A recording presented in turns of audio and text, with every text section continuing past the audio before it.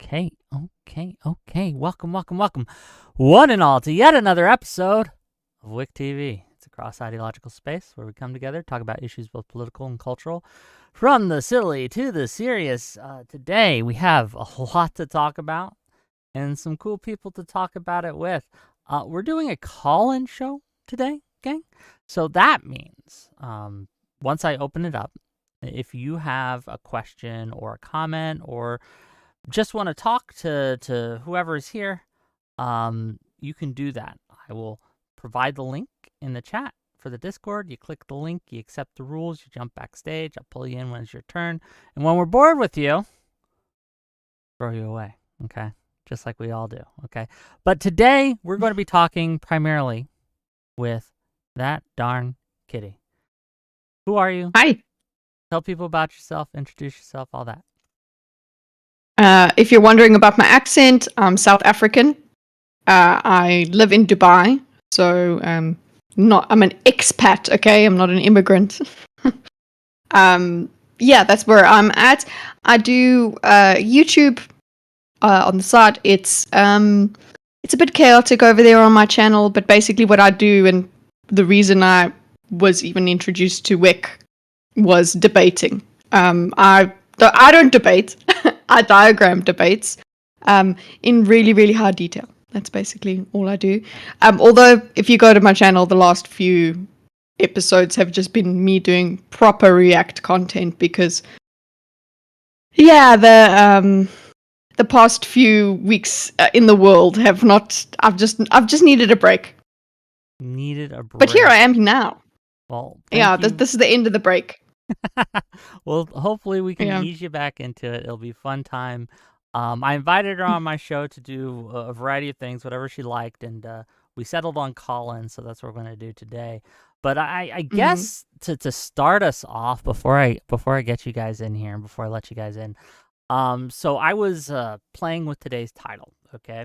And I always try to get something that's kind of on topic, but also a little hyperbolic. I like to generate discussion that way. Clickbait, if you want to be a little more concise about it. I put in, or tried to, on my Twitch, are women evil? Call-ins with that darn Kitteh. And they wouldn't let me do it. They censored me from doing it. So, on a lark, just curious, I tried Are Men Evil as the title. And lo and behold, it let me do that. So I guess, answer for your crimes. Why is Twitch protecting your kind, Kitteh? What are your thoughts here? Go ahead.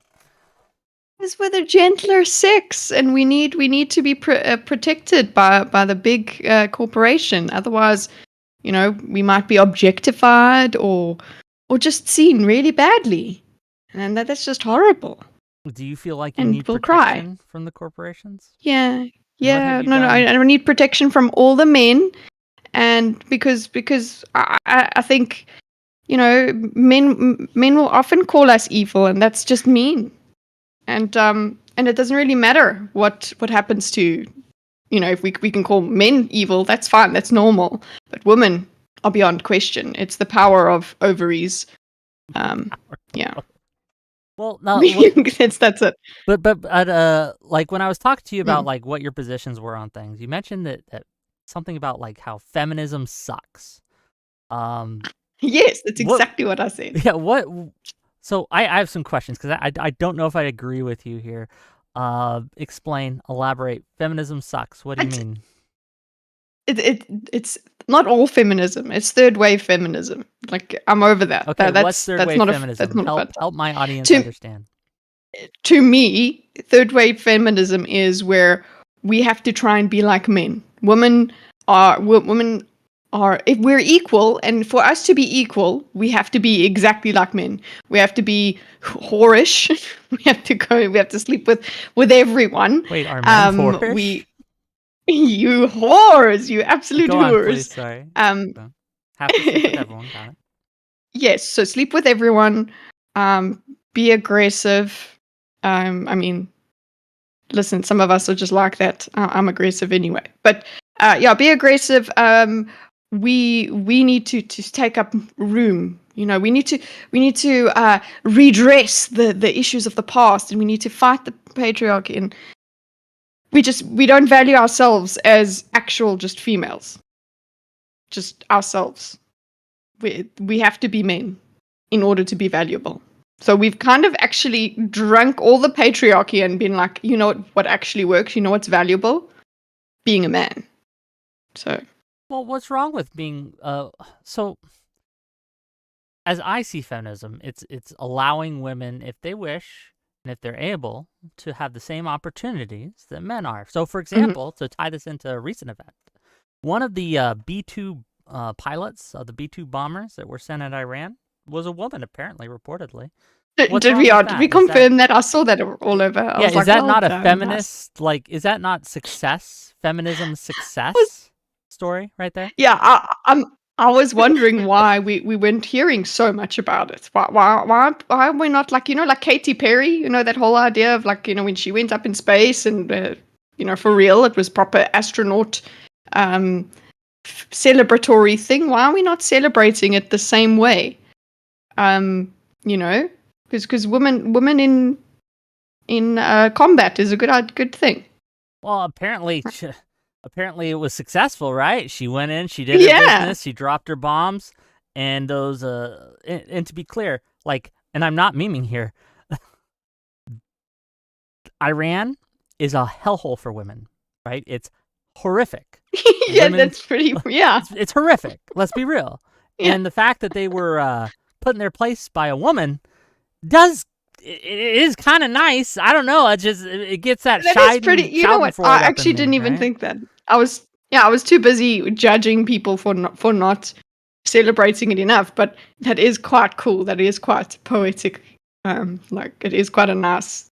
Yeah, a nice fuck you to the patriarchy, if you will. And when we talk about patriarchy, the real patriarchy, that is a patriarchy. The real one. I think you would agree, even if you don't maybe think we're a patriarchy here. That's a patriarchy, right? No, I would agree. I know that. They struck a blow for feminists. They struck a blow for womankind everywhere. I know, but when you define it that way, when you define it as if they want opportunities, that's it. It's okay. But it's not absolutely necessary, and it's not the only way that a woman can be valuable. That's all. It's kind of like the thing that I'm really against is the men hating kind of feminism, because what do you mean by that? The thing of I need to now put men down. Men are the source of all evil.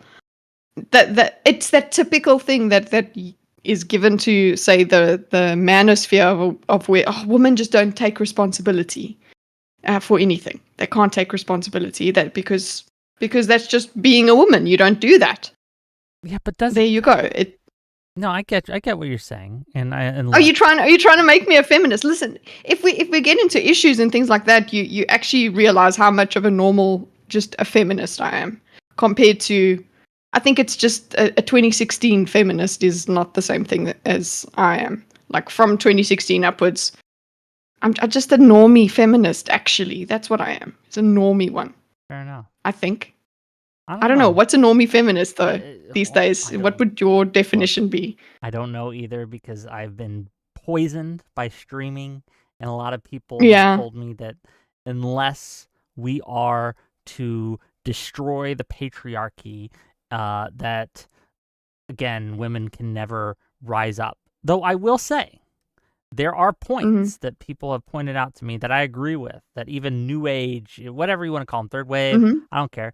They're correct about. They're just correct. So when we talk about accountability, there is a growing movement of people, of men specifically, especially on the right, who refuse to take any accountability for their state in life, and they simply say, well, women are at fault. It's women's fault I can't get a girlfriend. It's women's fault that I got fired from my job. It's women's fault I can't get into college. It's women's fault, blah, blah, blah, blah. Surely you've seen this, correct? Yes, yeah. And that's just the same mechanism the other way around, and I'm not a fan of that either. Well, fair enough. I thought you. So maybe. I thought you were gonna fight me, but that's okay. Let's read. No, I'm sorry. No, it's fine. We'll get some. Sorry, you're reasonable.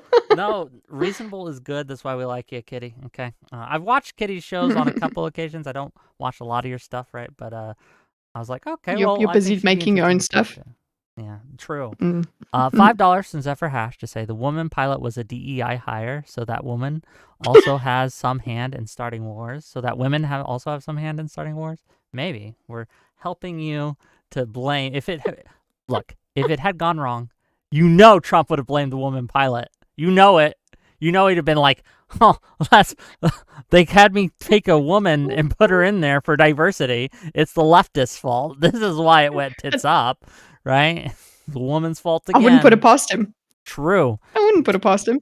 Yeah. Deej Nuts for $5 says Eve cucked Adam with a snake and made him eat the forbidden fruit. Therefore, women are the root of all evil. Hey, we are. This does work. Okay, this is the main thing. Are women evil? I mean, I guess we are. We are the one. We were the weaker sex. We listened to that snake boy, and but then hey, you guys did what you ate the fruit after we said, hey, this is pretty cool. You were weak yourselves, and so you were like, oh, let me impress the girl. I'm not gonna lie, women are men's weakness. That's true. Let's get some callers in here and see what they have to say and see if they have any questions for us. And again, if you want to call in, this is an open call-in show, so just hit that ! Discord. If you're in my Twitch chat, if you're in my YouTube chat, I'll try to get you the link or something, or maybe someone else can put the link in there. You click the link, you accept the rules, you jump backstage. We have a little bit of a line, but just come in. We'll have you until we're bored of you. So let's bring in the first caller.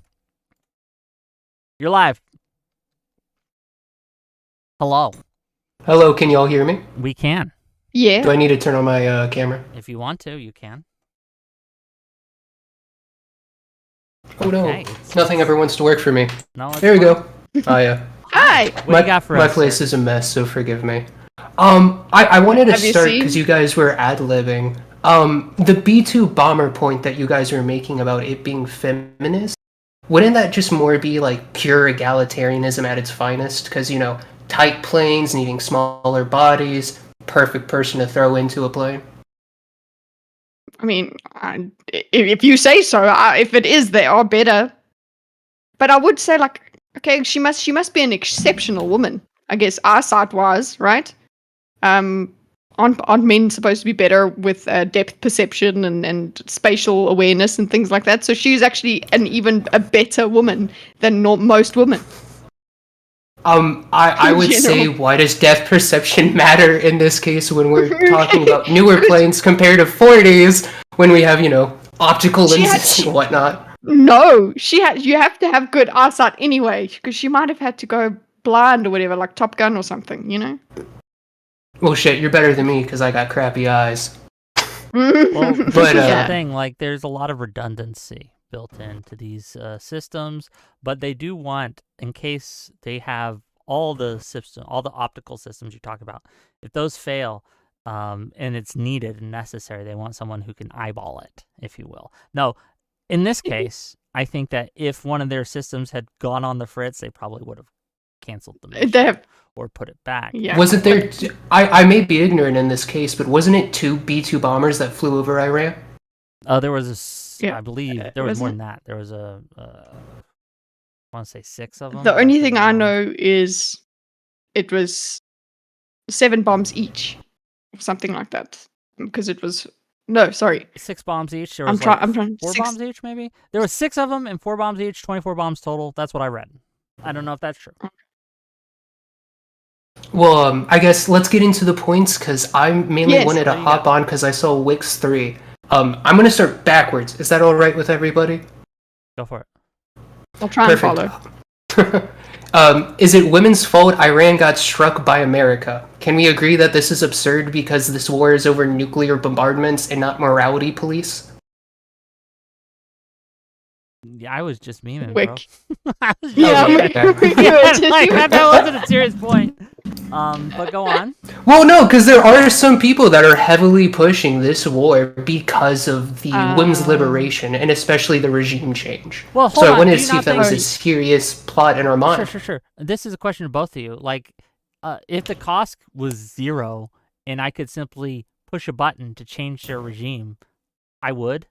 And in large part because of how they treat women. So, Yeah. Mm-hmm. Would you not? For me, the citizenry has wanted it for most of my life. I can say since the Obama administration. Obama administration for certain. Yeah, but like, so you would just to be clear, you'd push the button. Yeah, absolutely, 100%. Would you push the button, Kitteh? Yeah. Yeah, and especially that is part of a what's the name? The argument is that the population itself is different to other countries in the Middle East in terms of there are a lot more. This is the common knowledge apparently that they're a lot more secular, and they're sick of that shit. There is a smaller percentage of people that are actually as fundamentalist in their population, but it becomes a problem when you're trying to install a minority that actually wants liberal rights and things like that, whereas the whole of the country is actually rather religious and wants to be oppressed, if you know what I'm saying. So. Okay, so that's the first point. Yeah, yeah. Please go, Kitteh. Forgive my interruption. No.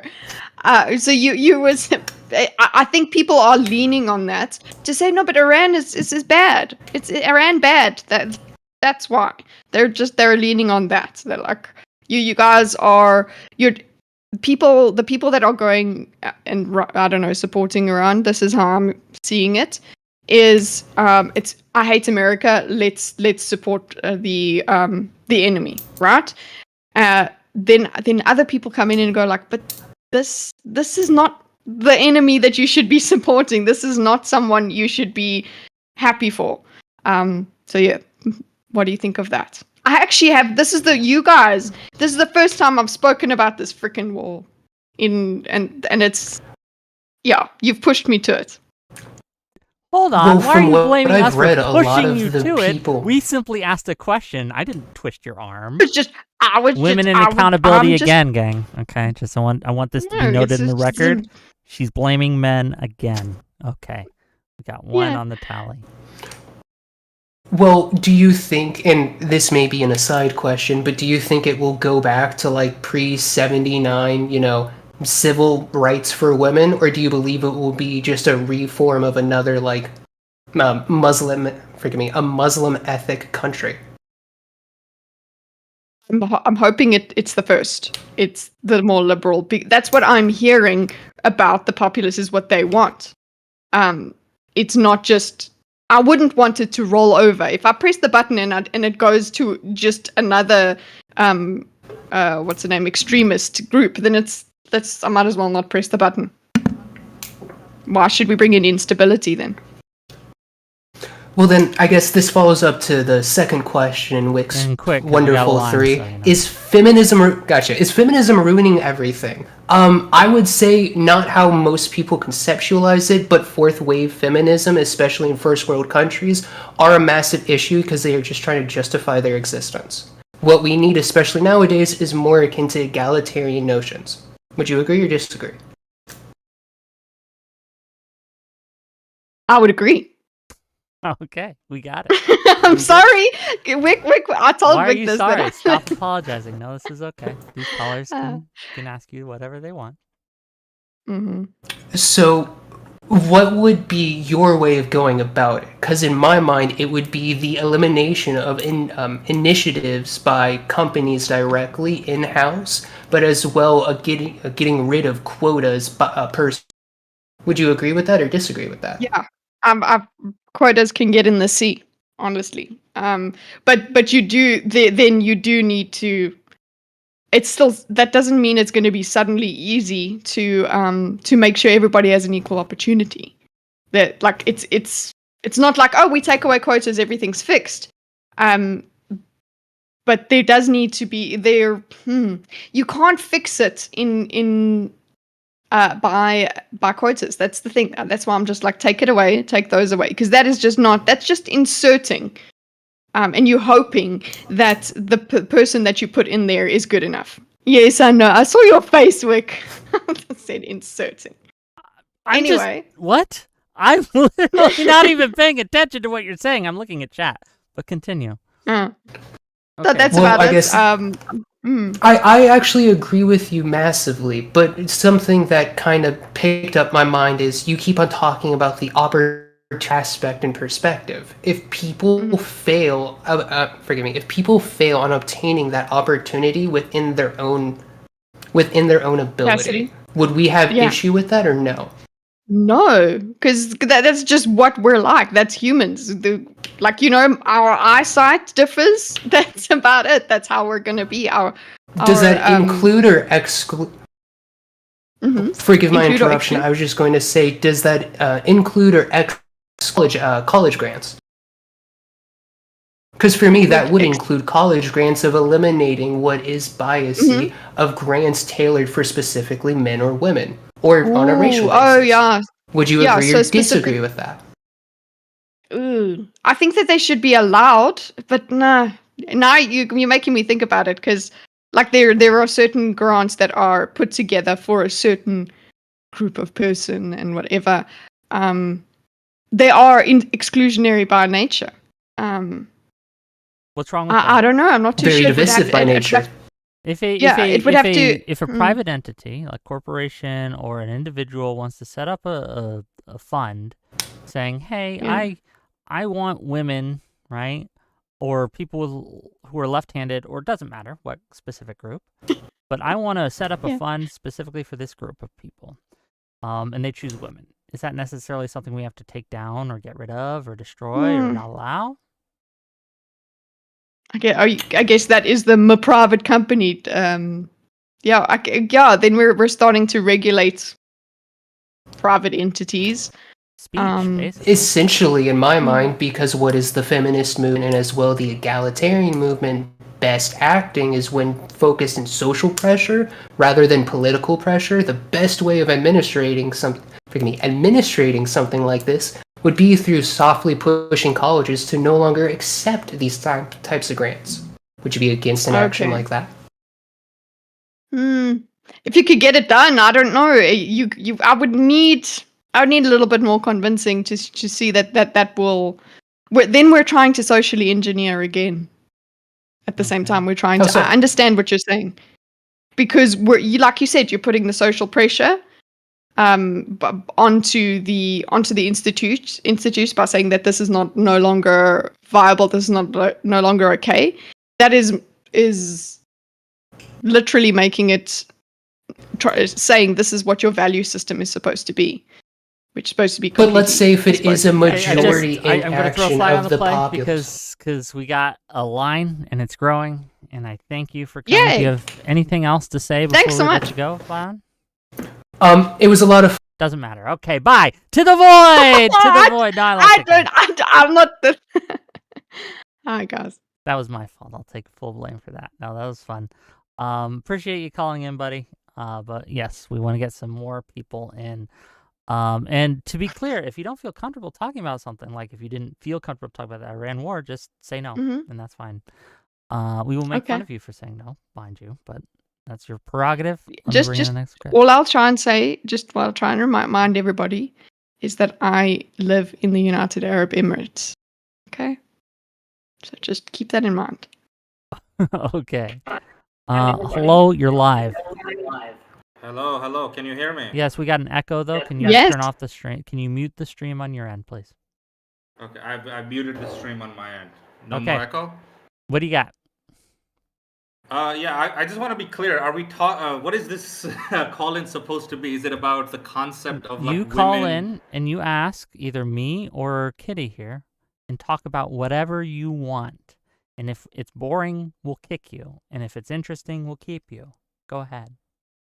Okay, so since specifically the tagline is "Are Women Evil?", I want to ask Kitteh, I guess. Yeah. What's your view on abortion in the third trimester? Let's start here, and then I want to work my way backwards. Abortion in the third trimester. I know. I can tell you, it is morally, it's inconsistent. If I should go, it's a life at conception. I understand that, but for me, really there is something wrong with a whole baby, just a whole baby being taken away, being properly murdered. So I'm not with that. I'm not on that board. I'm kind of thinking you shouldn't be getting that far in your pregnancy. Right, but yeah, where are you on that? No, I'm pro-life through and through. Rape exception, no exception, nothing like that. I'm pro-life full, right? So for me, the reason I'm asking this is because a lot of pro-choicers will say, well, no woman gets an abortion in the third trimester unless it's like a fetal deformity or medical necessity. Yeah, that's how they try and justify it. So then why do we need it to be a thing? Oh, it's medical necessity. How does that work? What is an abortion at the third trimester? Is it for example, is it that thing where we make the baby comfortable? Yeah. Well, what happens is, let me ask you a question, right? If you got pregnant and then you're in the third trimester and you find out, hey, if you go through with this, there's a huge risk of you dying. Do you think the woman should have the ability to choose for themselves whether they want to take that risk or not? No. Okay, what do you think, No, Kitteh? We'll get you in a second. I want Kitteh to answer this question. Okay, again, for whatever reason they missed something, I don't know. Third trimester, it might kill you, right? Should the women have the ability to make that choice? Should they legally be allowed to choose whether or not that they risk their lives to have the baby or they have an abortion? I think that particular kind of case, I don't know even how that actually works medically, but sure, if that is a thing that happens, they should have the choice. But what I get annoyed with is, oh, the woman's mental health is going to be compromised and they're going to commit suicide and whatever, and therefore we're saving lives by letting a woman have an abortion in the third trimester. That's bullshit to me. It's not the same thing as literally having, I don't know, some sort of condition you are going to bleed out. You're going to die in childbirth. That's it. There's a risk. There's a high risk, but it's not guaranteed, is what I'm saying, right? Like there's a 50-50 chance. Again, should the woman be able to make that decision? I think she should. Yeah.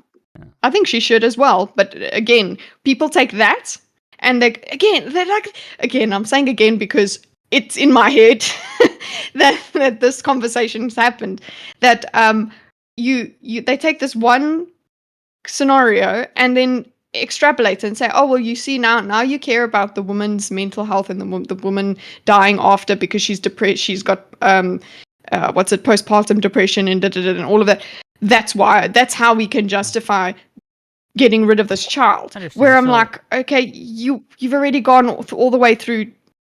Give your child up for adoption if that's such a huge issue. The issue that I think that we run into when it comes to the legal restrictions on abortion and things like that, and this is one of the things that there's a reason that I would never personally be involved in an abortion, right? That's just something that morally I don't think is okay. But legally, I am pro-choice. And why I'm pro-choice is because when we start letting the government place restrictions on the choices that people make, it can make, if a doctor is worried that he might be prosecuted if he performs what he considers to be a medical necessity to save the life of a mother or to save her health or something like that, because what if it's not going to kill her, but it would injure her in a way that is irreparable, right, for her rest of her life, right? Again, that should be a choice between the doctor and the woman, right? And I do think the man should have some say in this too, mind you. But at the end of the day, the woman bears the most risk. The woman gets to make that choice. And I worry when we place restrictions on these things from a legal perspective, it can really make it so people err on the side of not getting arrested and not getting prosecuted, and that will cost lives, in my opinion. So, yeah. That is how, in just from the way doctors, my experience with, so I don't want to have children. So that's also why I'm terrified of ever needing an abortion in the first place. But and getting to the third trimester is just not even a thing. Okay, I'm scared. But anyway, I was trying to when I was in South Africa, I was trying to figure out if I could get sterilized, because it's my choice. I want to do it, whatever. You cannot find a doctor that will do that for you. Well, this was like about 10 years ago, so think about it that way. I think maybe it's a little bit more free now. I don't know. But the way doctors were, but the way doctors were responding to me is that it is. I'm like, I sign a thing that says I made this choice. I can't sue you. If I sign this disclaimer, right? And they're like, no, they still won't do it because it's still too much risk. I'm not really sure about South. First of all, let me answer why I said no, and then I'll follow that up. The reason I said no initially was because I don't think we should force that choice on the woman. I think the doctor should 100% prioritize the mother. That's what I meant when I said the woman should not have a choice. The baby should always not be prioritized. The mother's life should be prioritized. Hold on, even if the woman wants to save her baby, you would say no, she can't. Over her own life, yeah, I would say that really? Option should not be respected. I don't think that the doctor should be able to override the choice of the mother. If the mother wants to risk it, I think the mother should be able to risk it. She should be informed. Absolutely, I'm in agreement with Wick, but I understand what you mean here. How do you come to that conclusion? Are you just like, do you look at it as, okay, well, the child's life is it's shorter. We're losing less if we lose the child, or what? How does that go? Pregnancy is a unique scenario that exists where the pregnant woman has more of a value of life than the child does. That is the only exception. So, for example, I cannot kill you to save my own life, but the pregnant woman can kill her baby to save her life, which most people agree with. Yeah. Okay. Yeah. That she can choose, I suppose. She can choose. But I would say that because her life is objectively more valuable, I would say that her life should be prioritized. There are some exceptions, like if the mother's life is like a 1% chance of survival and the baby's life is like 99% chance of survival, then yeah, you can save the baby in that regard, because that's just like a reasonable assumption being made here. Otherwise, most likely both people will die. But generally speaking, we should prioritize the mother's life, even overriding it at times. Yes. But you said objectively her life is more valuable. Objectively. I just mean, like, universally we all agree that the pregnant woman is more valuable than the child, because even in like the most Catholic of Catholic schools, they will support abortion to save the mother's life. Okay. When I say objectively, I just meant like almost universal. That's just what I mean. Almost universal. Well, I mean, I can look in the chat right now and find some people that disagree with you. Like, they immediately, people were saying that. Are they just contrarians? People that have talked to women in their life before. Outside, those people universally. Well, you know what? Hold on. Just as an aside, if you've never talked to a woman in your life before, please call in. I want to observe. Okay, I would like to see the first ever meeting with a woman that you have ever done. I would love that. One more thing, and then we're gonna cycle you out. Go ahead. Sure. Yeah, I just wanted to ask. I because of the prompt and just because of the way you were kind of making jokes, I thought you were going to be massively pro-choice. So I might have come in a little bit more aggressive. I want to apologize for that. But I just want to just quickly understand your policy position on abortion. Both of you, I guess. Vic, you as well. Like, I'll just give mine real quick. Yeah, I'll just give mine real quick. I am morally, I think I'm a pro-life person, but legally, I'm a pro-choice person. I think the woman should be able, should have that ability to make the choice for themselves about what they want to do. I would judge a woman who just frivolously gets an abortion. I would judge them very hard. but I don't think it's the government's place to step in and tell them yes or no. Does that make sense? All 9 months? Yes, asterisk. I'm sure that you could give me like corner cases where I might disagree, but as a general rule, yeah. What's yours, Kitteh?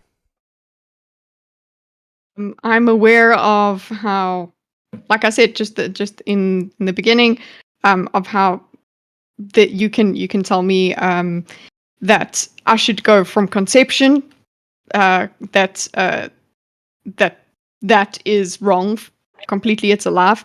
But honestly, for me, the first trimester I'm okay with. I think you can.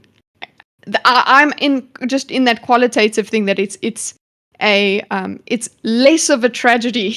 There is less being lost somehow, but at the same time, so I'm not going. But now considering the what Wick gave, like that idea of, okay, to save the baby's life, or to save the mom's life at 9 months, that makes sense. That is not abortion as birth control. I'm against abortion as birth control.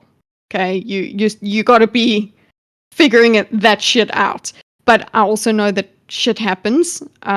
Even when you're trying really hard not to get pregnant, things can happen. And that is a bit scary to me. And I guess, yeah, it is a selfish thing that makes me think I would like to have that option. As a woman, I would like to have that option. But at the same time, I'm not going to be sitting here 9 months pregnant and think, okay, you know what? I'm going to turn my back on this. I just don't want to do this anymore. So I'm the old school, rare, safe. What is it? Rare, safe, legal. Yeah, rare, safe, legal. To keep it that way. But yeah, don't be emphasizing it to the point where it's just like, oh, it's as simple as the morning after pill. It's cool. Okay. Well, thank you for calling in, Mr. Shellshock, and we'll see you when we see you. Time, but we can get a real debate, hopefully, Wick. I'm sorry. Why? Hold on. This is like time number 5 on this. Okay, I'm sorry. 6. It's just a pet peeve. Don't apologize. Kitteh, you've not done anything wrong. Okay. $5 for being too agreeable. Fine. We want you to be honest here. $5 from Deej Nuts to say, would you rather be a man living under a matriarchy or a woman living under a patriarchy? I would rather be a man, okay? Because if I needed to, I could overthrow that matriarchy if I needed to, okay? Yeah, I guess that makes sense. I don't know. I don't know what it's like to be a man, so I would rather be living as a woman under a patriarchy. And also, Deej Nuts, you have not specified what kind of patriarchy. If it's this crazy USA patriarchy, count me in. I'm ready. Let's go. Can I have a green card? I would love it. But yeah, as for, yeah, I don't want to be a man. Ew. Y'all look gross. Wow, women calls all men ew. Live on Wick evil. TV. I do want more callers, like, gang, I want more callers about the women are evil, because there's a lot to discuss about women. We've talked a lot about women's rights today. Let's talk about women's wrongs, like what women do wrong. There's plenty to discuss.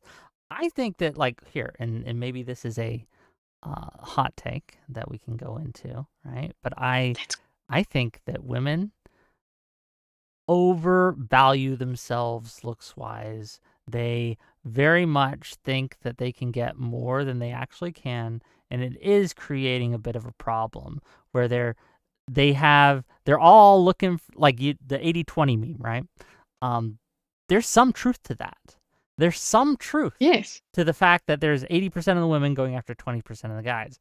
I don't think it's so hard and fast as all that, and I think that men especially using that as an excuse are silly, because there's lots of ways you can be attractive to people, right? Not just looks-wise.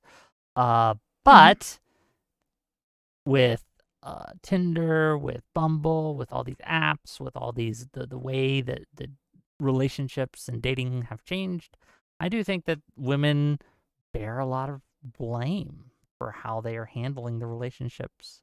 And so we'll start with that, and we'll go in. Let's bring in some some callers and see what they have to say. I'll try to get you in the order that you came in, but no promises, okay, gang? You're a very popular person, by the way. A lot of people want to talk to you. Yeah. Hello, Duck. Go ahead. You're muted on your end, muted? Duck. Sorry, I was getting my Ratchet stream thing. There you guys are. You guys look awesome, by the way. Okay. What you got for us? Cool. Yeah, so I'm excited. I just subscribed to Kitteh last week, and I've been following you, Wick, for a while. So I want to steelman a hypothetical that may prove that women are evil. Am I able to do that? Go ahead. Okay. Yep, it's definitive. Okay, so here's the hypothetical. Hold on. Before you get into it, are you implying all women in this thing, or it's just women being? Yeah. Is it that women can be evil, or is it all women are evil? Me included, yes. I mean, I think it's like an argument. It's a hypothetical. So I don't believe women are evil. I wouldn't know what it means to say that all women are evil.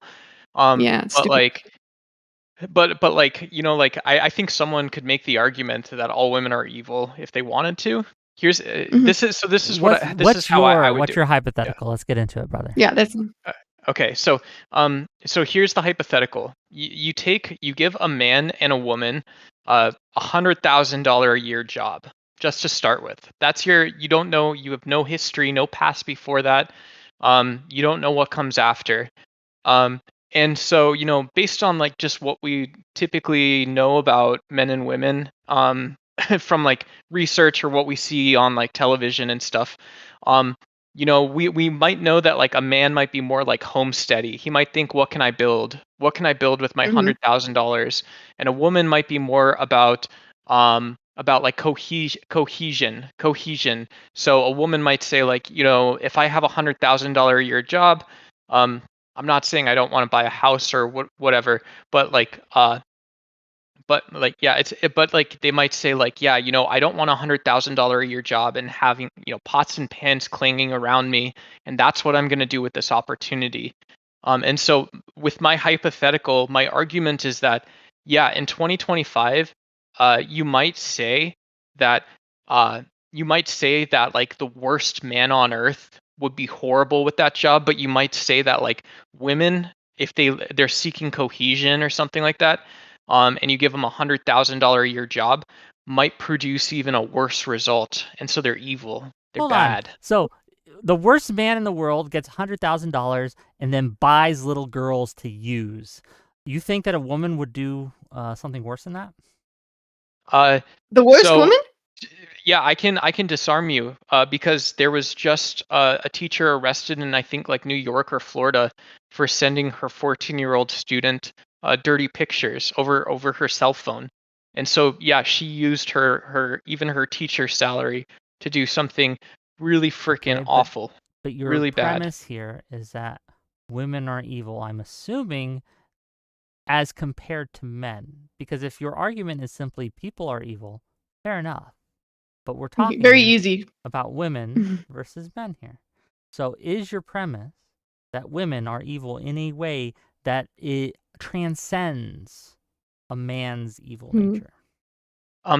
Yeah, because if we put the two side by side, we say that, okay, you have a woman doing something evil with resources and a man doing something evil with resources. The reason the woman could be more evil is like, you know, like Jodi Arias was someone in Arizona who was arrested for freaking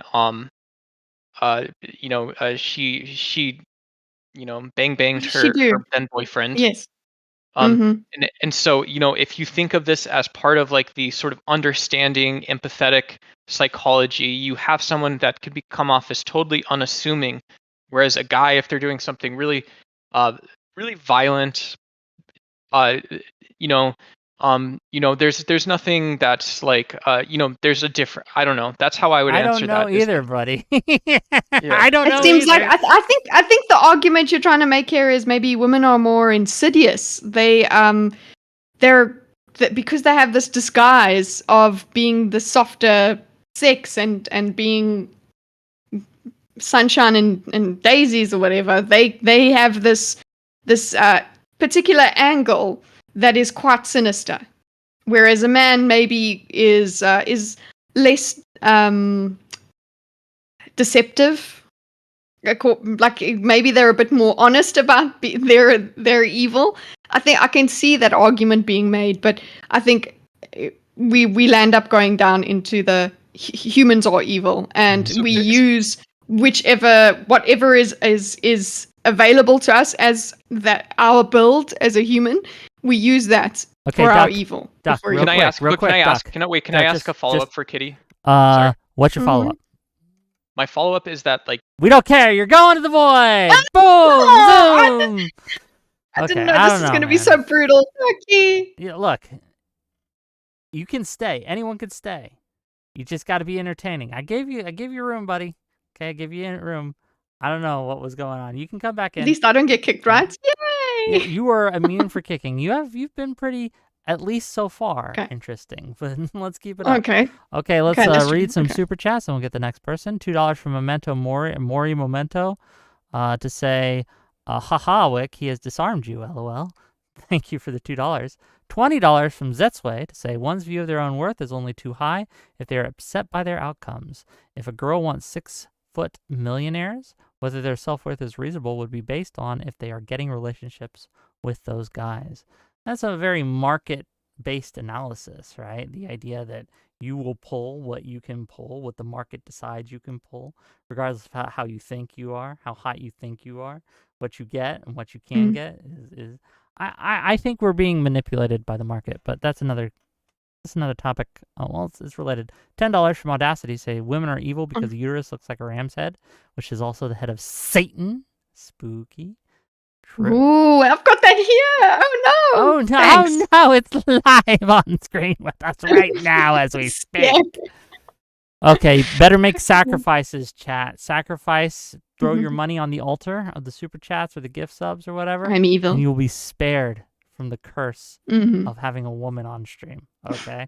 That will pass you by. It's like lamb's blood on the door, okay? It will pass you by. The Pharaoh's plagues, or Moses' plagues to the Pharaoh will just skip your house. That's how it works.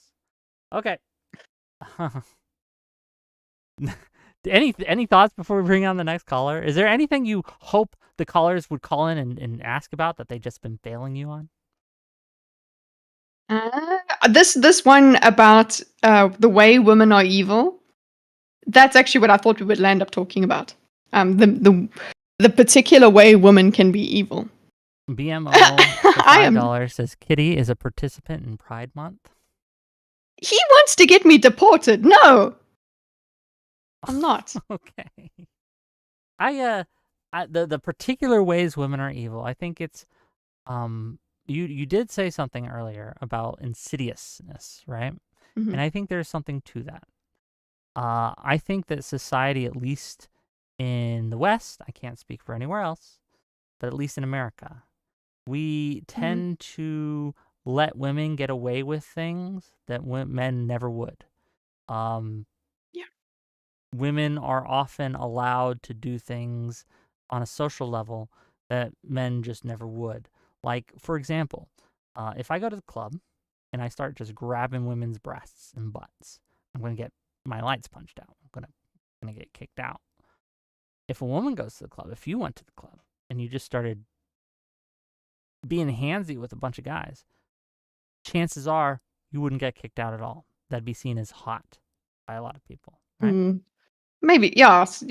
Depends on the people I feel up, but I'm taking that risk, right? If I go and do that, But I agree. They are different. They're double standard. I had a buddy, right, who was in this woman wanted to be with him, right, and he wasn't really interested, and she started trying to make out with him and stuff, and really getting on him, and so he pushed her off, and she fell and she hit her head, and then she called the cops. Oops. And he got arrested. Oh, no, come on. He's a big, strong dude, right? They automatically just assumed. This was years ago. I don't know if it's still the case. But that's one of the dangers men face in these things is if a woman wants to accuse you, they are much more likely to be believed by society, by the cops, all these things. And it's a problem. it is a problem. I think we might have to err on the side of caution, but at the same time, we gotta look at these women, man. We gotta look at these women. Them get away with it. To look at these women. $5 from Gay Rex Victim saying, Wick, how do you feel about pancakes versus waffles? I'm a waffle kind of guy. $5 from Troy's R Us to say, money is the root of all evil. Women be shopping, ipso facto. Women aren't evil. True. Okay. Speaking of evil and money, actually, Deej Nuts. Deej Nuts is this is also why I think women are evil. Deej Nuts, his wife had to stop him from giving me money, and she actually stopped him from giving me money. And look, if that's not evil, I don't know what is, gang. I don't know what is. This is our problem, and we need to stop it. Okay, Deej Nuts, answer for your wife's crimes. Go ahead. Okay. So I'm not going to answer for her crimes because as someone that is married to her and as someone who wears the pants in the relationship, I am responsible for her crimes too. Sort of. Okay. Okay, go on with your what you calling for, buddy?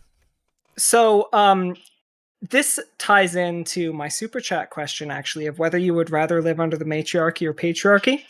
I think individually men are capable and do commit more evil than women. But when you get more women together in a group, they become more evil in the way that they socially interact with themselves and other people. What do you think about that hypothesis? So are you saying the more women we have in this call, the more evil the call will become? Yeah, like if you have one woman on, it's totally fine because women, when they're by themselves, are not as capable of evil and violence and duplicity as a singular man is. But when you add more of them, they're like a compounding force of evil. Whereas with men, their individual evilness. What's the ratio? Are we talking 3 to 1, 5 to 1, 10 to 1? Like how many women need to overcome men in evilness, right? It's a good question. Because it doesn't compound with men. 3. So if I have 10 men, would 10 women be more evil? Like one man and one woman, let's say, men, according to your theory here, that one man is more evil than that one woman.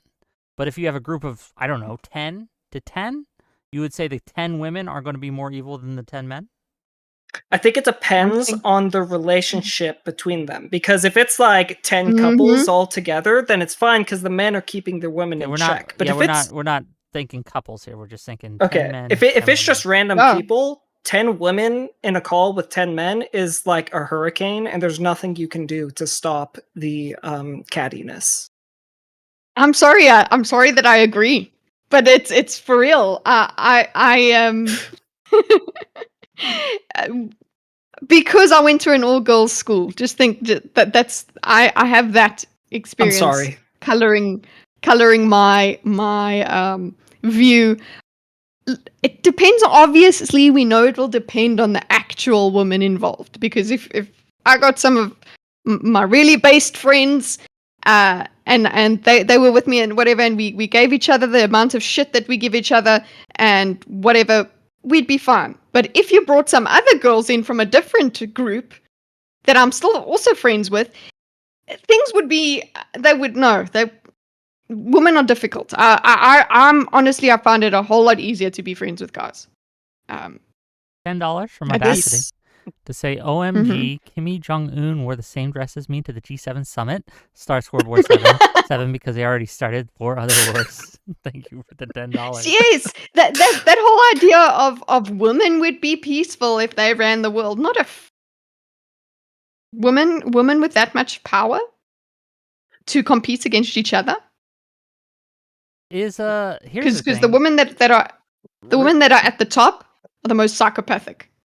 Yeah, I'm pretty sure that a lot of men get flack for like wars committed between like the French and England and the Spanish and kind of the medieval to Renaissance era, but I'm pretty sure if my reading of history is correct, which is I'm making it all totally up, that it actually was the king's wives just having little cat fights with each other and like being like, oh, I'm sorry, Queen whatever in France has more land than us. You need to go take it.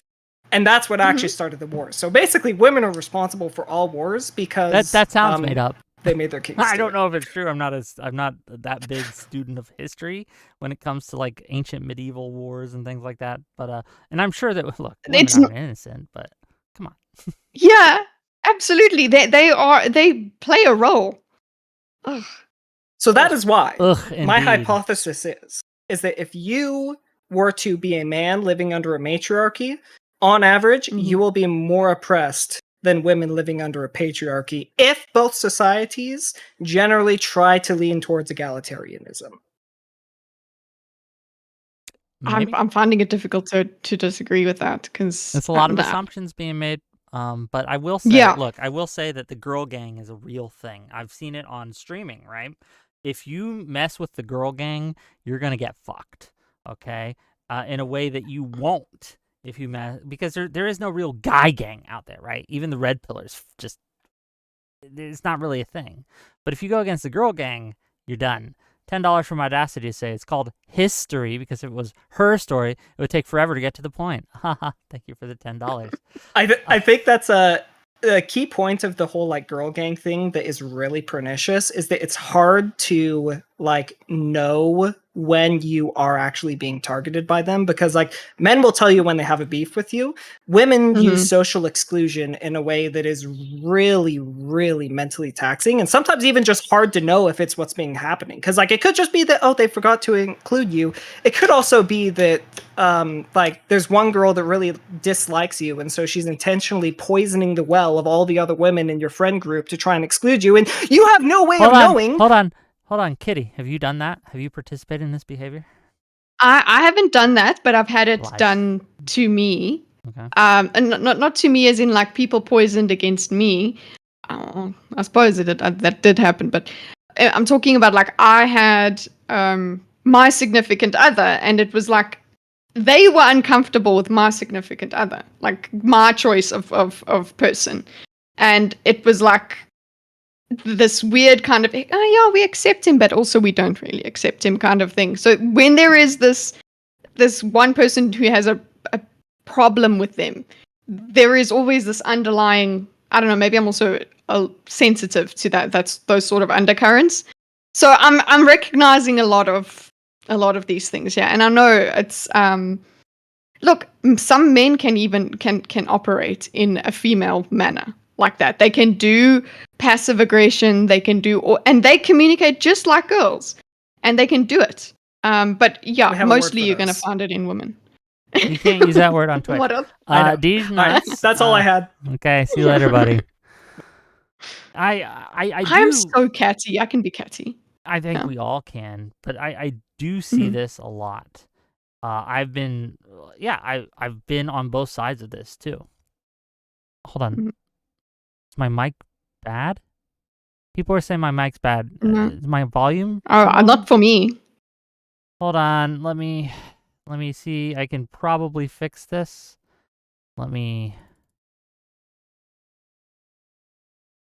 Wick, your mic has been so quiet, lady. Fix it. I've constantly changed the volume. Okay, is this better, gang? Is this better? Worse? Some people are saying I'm Beamer fine. thinks you're fine. Yeah, a lot of people are saying, are you just, hold on, why do people do this, okay? They come in and they fuck with me with my audio settings, and I always think I just always assume that they're right, because I'm bad at audio. It's because I'm so loud, that's why. You're a lot quieter than your guest. Oh, maybe. I don't know, I can turn you down. I need to be turned down. Yeah, it's typical women, overshouting men. Jesus Christ. Okay, I am rather loud. Yeah, $10 from BMO. To say this, said it before, but this time I'm paying for it. Women are more evil than men because of their tendency to emotionally manipulate others to a higher degree than men on the daily. On the daily. Interesting. No, I don't. Yeah. I don't necessarily disagree. I've been, like I said, I've been on both ends of this, right? Where I've had people in my chats and people in my DMs will come up to me, women. Almost entirely, not entirely, but almost entirely, who will start talking shit about the people they don't like, right? And trying to say, well, you shouldn't really have this person on again because they're really hurting you're hurting your bottom line, Wick. Having them on, this is bad for you. You really shouldn't do it. Did you know that they were mean to me this one time? I'm doing it because I care about you. Yeah, exactly. Exactly. Right? And like, they were mean to me this one time, and other women in your community, they just don't like it. And you're not going to have women in your community if you keep this up. Right? So I've been on that end of it. And I've been on the other end of it where women just talk shit about me, and I find out about it because someone says, hey, did you know that so-and-so's been, and so-and-so and so-and-so's been talking mad shit about you? And it's because I didn't listen to the girl gang.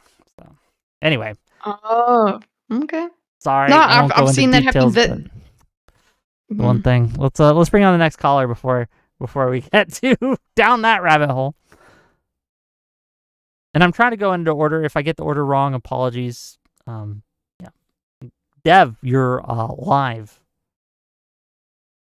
Yo, can you hear me? Yes, what you got for us? Hey, long-time listener, first-time caller, so thanks for having me on. Sure. So is the question, are women on average more evil than men, or is it just like women are evil? It's a call-in show where you can ask whatever you like, but if you want to talk about women, we can. Do you think women are evil? No. I think men have the greatest capacity for evil, and I think men have the greatest capacity for good, like doing good in the world too. I think it's naturally a propensity of like men having more. So women are just physical less strength. able, in your opinion, less able to be evil, less able to be good. Right. I guess it's a kind of a misogynistic take. I'm sorry if that comes off that way, but if this is what you I feel, think, go for it, brother. Why do you feel this way? I feel though? like I'm men just so have curious. Men have more agency. I think it's a natural output of having more physical strength and the capability to like enact your will. And I think as an evolutionary you need to like have some way to like have your will enacted.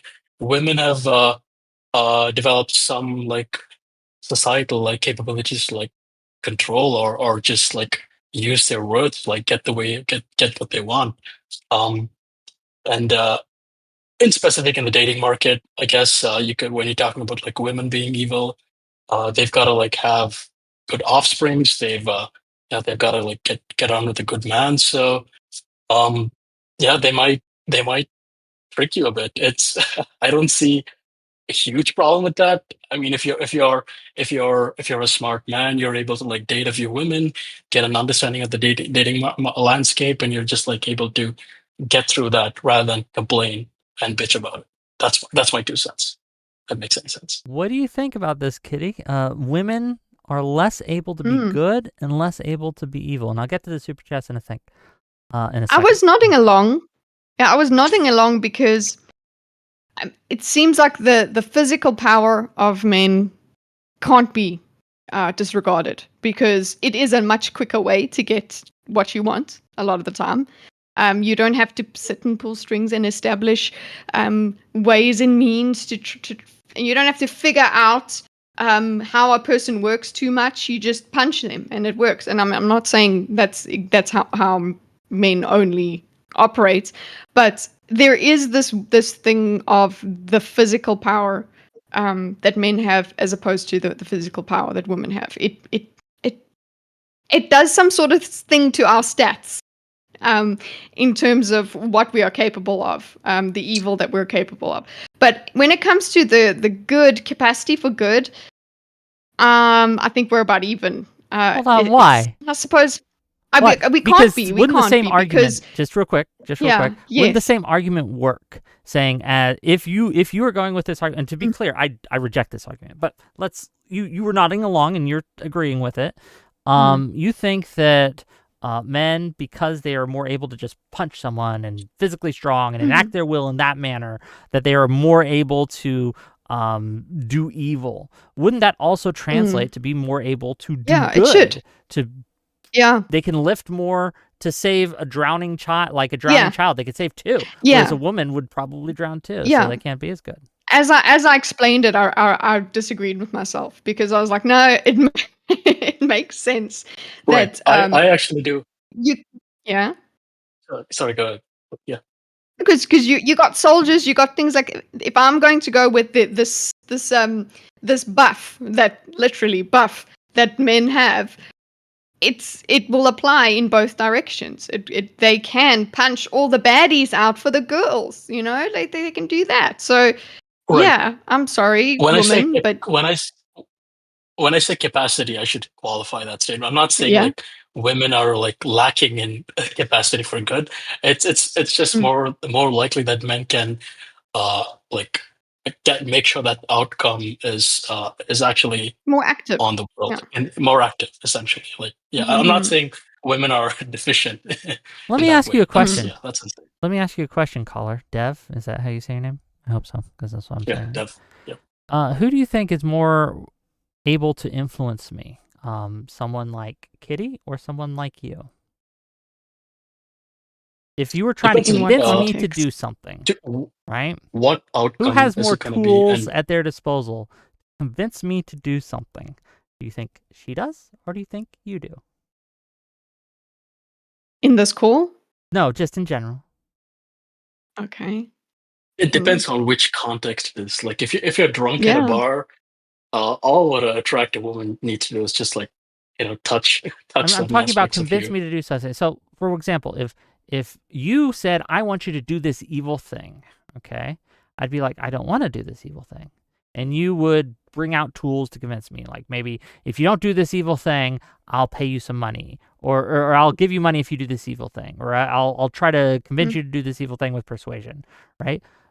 I would argue that women have the same tools you do, but an added tool that could convince us big, strong men to do evil that you simply do not have. It's crying, isn't it? That's not it, but it is. That is one kind of emotional manipulation, right? It also depends on what type of a man you are. Okay, if you're someone who's like talking in general. Okay, in general, women. I'll just give you my premise. Women can convince men more easily than men can convince men. Men can force men a lot easier than women can force I would argue that manipulation is easier to do. It's easier. It's easier. Because I couldn't convince, like, you could, someone who is big, buff, and strong, like, I don't know, Arnold Schwarzenegger or someone, you think of this classic Conan kind of guy. I'm not forcing Conan to do shit, okay? But you, however, and women can probably have a better chance at manipulating them than I could ever using force, right? Yeah, if we're just generalizing. I mean, like you said, that's Dave what said, like about generalizing. Yeah, which kind of guy? Like, if the guy's gay, maybe he's not going to be very interested. It's a very small percentage overall of men. But then again, there's also just hard to generalize too. Okay. But the reason I'm arguing this is because this idea that because men are more strong and have more force, that they're more capable of affecting evil in the world. I reject that because women have tools that men do not, and women can more easily pull the levers of the big, strong men than that, and I think that it equals out at the end of the day. Yeah, it equals out. Okay, yeah, that will work because there can be a man that is beyond the manipulation of a woman. Absolutely. It is hard to generalize, but I want to ask you another general question. Like, who do you think is more evil in the dating marketplace? Like, when it comes to dating, who do you think is more like cunning, has tactics? Is it men or women? Men, because women don't need tactics in the dating market today. They just exist. No, that is not true. That is not true. They need to, that isn't true. What are you talking about? Women just need to exist. No. Women are active. They are active participants in this shit. If they want to just like fucking get dick down, obviously they just have to like put their hands up. I'm sorry for the foul language, but if they want to like actually marry someone, they've obviously got to be tactical and like be intelligent about it, right? They can't just like. Not any viable man is just simply gonna marry them. I'm not sure about dating now because I have been in a relationship for a very long time. So I was in a relationship just as dating apps came out. So I can't really say much. But from what I've heard from my friends, both female and male, the females are the ones that are full of shit. Honestly, they just from my experience, my secondhand experience, that they do the ghosting, they do the this and the that. That disrespect can get in the sea for me. Fuck that. Like I don't get it. If you're saying who does more tactics and things like that, what do you mean by tactics? You mean like underhandedness, lying, manipulation? Yes, lying, manipulation. I think on when it comes to dating apps and things like that, that's obviously men because they have to. It's a necessity, right? You have to. Yeah. Like again, a woman who goes on a dating app, they will get 1,000% more attention than a man would. They don't need to lie. They just are able to exist. Now, when it comes to like the back end of that, where it's ghosting and things like that, sure. But when it comes to manipulative tactics in order to try to get a woman or get a partner, I think it's a conscious strategy that you have to imply. You have to actually apply with every single move that you make. Look, I would say that probably existed anyway before the apps, because how do you approach a woman? How do you do this and that? It's difficult. But with the dating apps, I feel like it's made that an exponential requirement. You have to be playing the numbers the right way. You've got to have your opening right. You've got to have your profile in a certain way. And oh god, I hate dating apps. Get rid of them. Okay. Is there anything else you'd like to add to the conversation, Mr. Dev? Yeah, just one last thing. Bye. To the wood. You bitch. No, we love you, Dev. Thank you for calling in. $5 from Audacity to say at Kitteh. I'm on vacation. Or I'm on vacation. I don't know. I read it AAA. Okay. We shared a why. We were on the same brain wave, at least on that. $5 from BMO to say, well, I gotta go, everyone. Follow Kitteh. She does great content. I'm on her podcast on Thursdays. Plug. And gang, if you do want to follow her, and I hope you do, we're not ending the stream now, right? Usually I do that at the end, but why not? He paid me $5. If you want to find Kitteh's podcast and her and YouTube, BMO. It is on my YouTube description. So you just click that link that I put in the YouTube description. It'll take you right to her page. You can give her a sub. You can give her a follow. And please reward her for taking time out of her night, right, to be with us and to hang with us. And it's 3 a.m. Exactly. We're partying all night, baby. But no, give her some compensation for putting up with us. Okay. Any thoughts on that before we bring in the next caller? Any thoughts on anything before we bring in the next caller? I've been just convinced. I'm getting annoyed with how agreeable I am. I'll try and just be contrary. This is a manipulation tactic, gang, by the way. This is women won't tell you what they really think. They'll just agree with you until it's time to slide the knife in. Okay, we've all seen it. I'm waiting to figure out something I disagree with. Come on, guys. You're too easily convincible. Do you just like? I'd be very curious. If we have a guy in who has one position and then he talks you into agree with him, would and then the next guy comes in and talks you into disagreeing with him? Do would that happen? Yes. I'm curious. Do that. Well, but I don't know if my callers are smart enough. But go on, please say your thing. Oh, come on, I can do it. No, there you go. BMO knows what buttons to push. But then I'm also just aware of the way I feel about that. So no, never mind. Leave that. Okay. About the agree. Just let someone in. I lost it, guys. Fair enough. Sorry. Hello, you're live. Oh, am I in? You're in. What Hi. you got for us? I can't hear you. Give me a second. Okay, take your time. Why is that? I don't know why you can't hear us. Sorry. Everyone else I could. don't know why that's muted. Okay, that's not it. Can you hear us now? If not, This is annoying. He's getting itchy. You're gonna give another 30 seconds or so. He doesn't know that. I know he There we doesn't. go. Okay, He can't can you hear us now? Okay. I fixed it. Okay, what do you got for us, sir?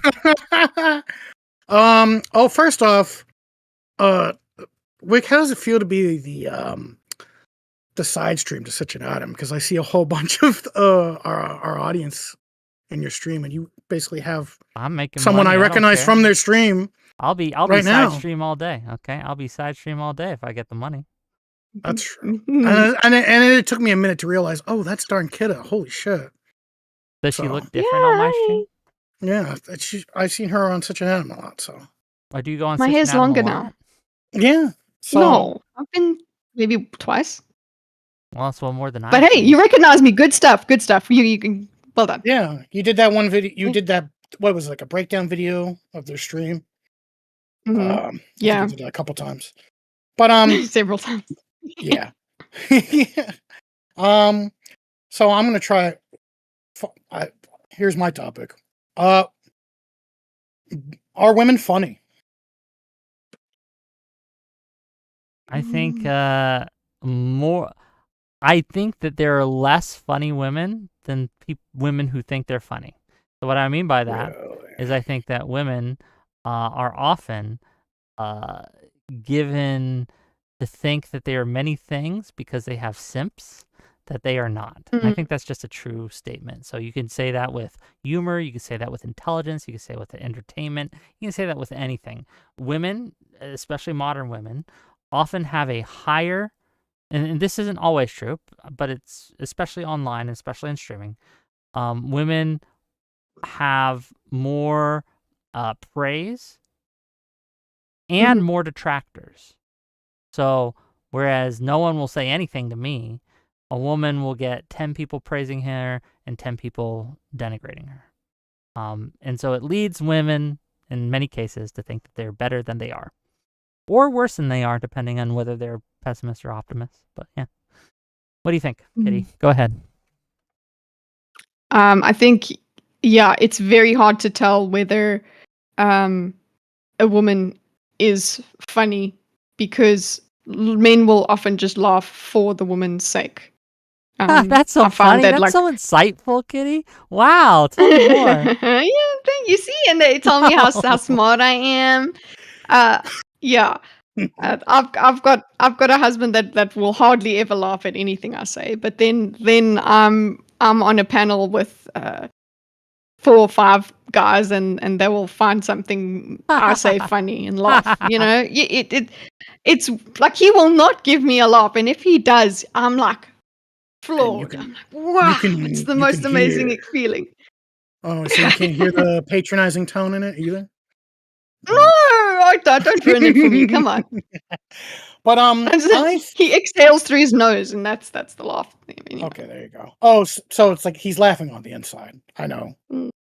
But I think there are a lot of funny women. I think they're shy, and I think my proof goes to that is there's a lot of VTubers now, and I noticed like a lot of them can be very funny. And I'm like wondering where all these funny women were all of a sudden. Like, why weren't they here live streaming and, not using, avatars and stuff? And I think that anonymity, and I guess that goes both ways, but I think that anonymity gives those kind of women the courage to put themselves out there, to be funny. Because you would assume the women that are funny probably aren't as, pretty as all the other popular girls, or maybe they are. And because they're more charismatic and funny, they'll make other girls jealous, and they'll probably try to tear them down. So they try not to stick out more. So that's why you probably don't see as many funny women as you do men, because I think those women are afraid to, out themselves. I'm just really curious. So, Kitteh, do you feel like you get more criticism from other women than you do from men? What do you think? No, not online. Okay. At all. Interesting. So I'm wondering how that plays into what Metal here just said, right? About how a lot of women will do maybe VTubers or things so they don't get torn down by other women. Yeah, what do you think about that? Do you think that there's women just tearing other women down in general? Is that a thing that you worry about or you've seen? And remember, like, pick-me's exist. People will call women that other women will call other women they're jealous of pick-me's. Because, like, they're just boys like them. Yeah, well, that's I think that actually anybody who is attractive in any way when it comes to females, you will be jealous of them because they're higher valued than you are in the economy of people. So whether you're a VTuber or just an attractive streamer, you are going to get backlash. You're going to get people jealous of you. But at the same time, I don't know about online people actually being active and saying ugly things. I think that the womanly behavior of speaking shit behind the backs and saying, "Oh, you shouldn't have this person on your show," or that sort of stuff. That would be more prevalent than common. Like I have not had. Maybe I've had one woman in my chat give me shit, but the rest it's just men. How many women are in your chat? Like I've got like maybe 2 or 3. Right? I don't how really big have is your female audience? It's very small. Okay. That's probably why. Yeah, I want to read some of these super chats real quick, if I may. Yeah, go on. $10 from Audacity to say, everyone knows Sitch and Adam are sidecar to Wick. W team is OpS team. I don't know about that. I am going on Sitch and Adam tomorrow, by the way, gang. So if you want to see me on Sitch and Adam, it's going to be 3 p.m. Eastern. I can't wait to watch you and your co-host. Yeah, and Tali's coming on with us, so that's going to be fun. Yeah, they were talking about it other stream. Oh, yeah? Cool. $20 from JMac to say, are women evil? I don't know about women generally, but I know my woman. She ain't evil. She's just a normie. Well, if she's a normie for women, that means women aren't evil if she's not evil. That's another problem I think we're not addressing here, because I think women on the internet might be a little different from women in real life. You know, you're not wrong. You're not wrong. Yeah. I think the incentive structures of social media make people evil. I think I have friends that made that assumption about women, like, oh, they're just guys that just happen to be girls. I'm like, so what are your most interactions with women? Oh, they're all online. Well, that's why. I think the women online are going to be a lot different from the women. But that's true with men too. That's true, yes. But like one of the things my friend online told people. me. Yeah, online people. My friend, he was a big WoW player, and he liked to play with female characters because he likes looking at pretty women. You know, he likes his line would be if I'm going to play this for hours, I want something nice to look at. So she'd stare at the ass all day. Gay, but go on. And he would get guys ask him out. He would do the kind of dancing stuff that he told me back in the day. Did he at least get paid for it? Like, so look. Guys, I think would try to show him dick pics and shit, and he's like, dude, I'm a guy. But no, he's doing it wrong. What you do is you get a female. If I was a female VTuber, I'm just being real with you guys. Yeah. If I was a female VTuber with an effective voice changer, I would make 10 times as much money. This is WoW, so there is no voice. It's just chat. So they just assume it's just because he's playing a female avatar, he's a girl. Yeah, it's just typing in emotes. So these guys, I don't know what is with guys thinking that women want to see your penis. I don't know what to tell you, man, but they don't. Has it ever worked? See them. Chat, has it ever worked? I just want to know, has it ever worked? No, we're not going to tell that story today. We're not going to tell that story today, but your short answer, yes. But go on. I'm assuming it's extremely rare. Oh, sure. I mean, if you found the right kind of nympho, it's a numbers game. But look, yeah, you get on those email lists and you send it out to 10,000. Okay, you're going to get a couple hits. This is pure gambler's fallacy. You're going to get a couple hits. Keep doing it. Okay? It's going to happen. The odds are in my favor at some point. I mean, there's billions of women in the world. Obviously, it's going to work once or twice, okay? Maybe. Someone's lonely, yeah. No. Yeah. I'm always shocked when I hear there are women out there that are chubby chasers. I'm like, huh? Oh. Well, there's someone for everyone. True. But let me finish these let me finish these super chats, and I'll give you one more thing, and then we're gonna get to the last caller, or the last caller that's in line. And gang, if you want to call in, you may, and please do. You just gotta jump backstage, and we'll pull you in. !point Discord if you are in the Twitch chat or the Kick chat. If you're in the YouTube chat, you're gonna have to figure it out because my streamer mode, whatever, it won't let me link the Discord. I'll have to fuck with it, but I will. Let's get to them. $5 from Deej Nuts to say, VTubers are funny because they're actually feds with voice changers. Thank you for $5. There are no women on the internet. And girls, GIRL, guy in real life. $5 from J-Mac to say, humor is risk-taking behavior, and on average, men tend to be more risk-taking. That's why we die and get injured more often as well.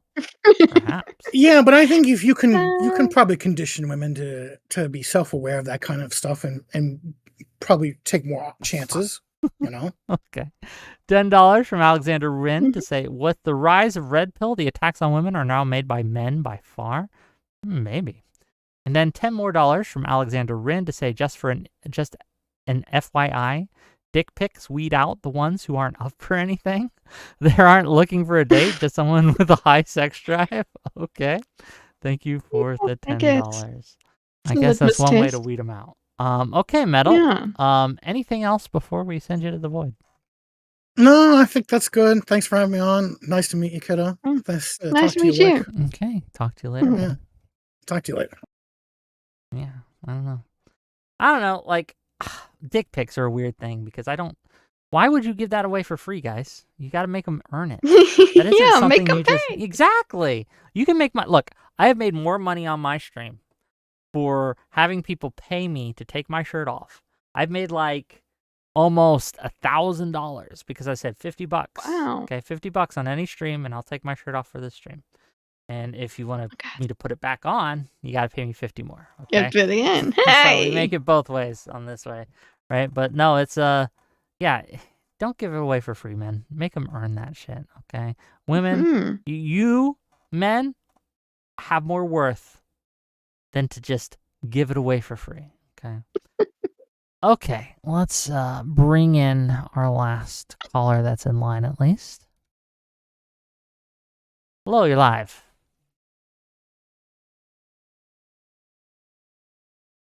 Unmuted. Hello, you're live. Hey, what's up? Oh, you know. Hi. What you got for us, sir? Oh, I was just gonna. First of all, that the thing about dick pics wasn't from personal knowledge. Just it's a safe space. We won't judge you. Go on. No. Yeah. Anyways, I was gonna say earlier, you guys were talking about like how women are more evil or whatever.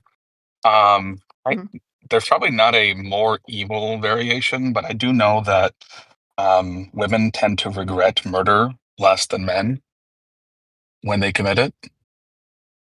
And they usually tend to justify. I haven't heard that. I've not heard that, but it makes logical sense. It feeds into my biases. Yeah, so it sounds right.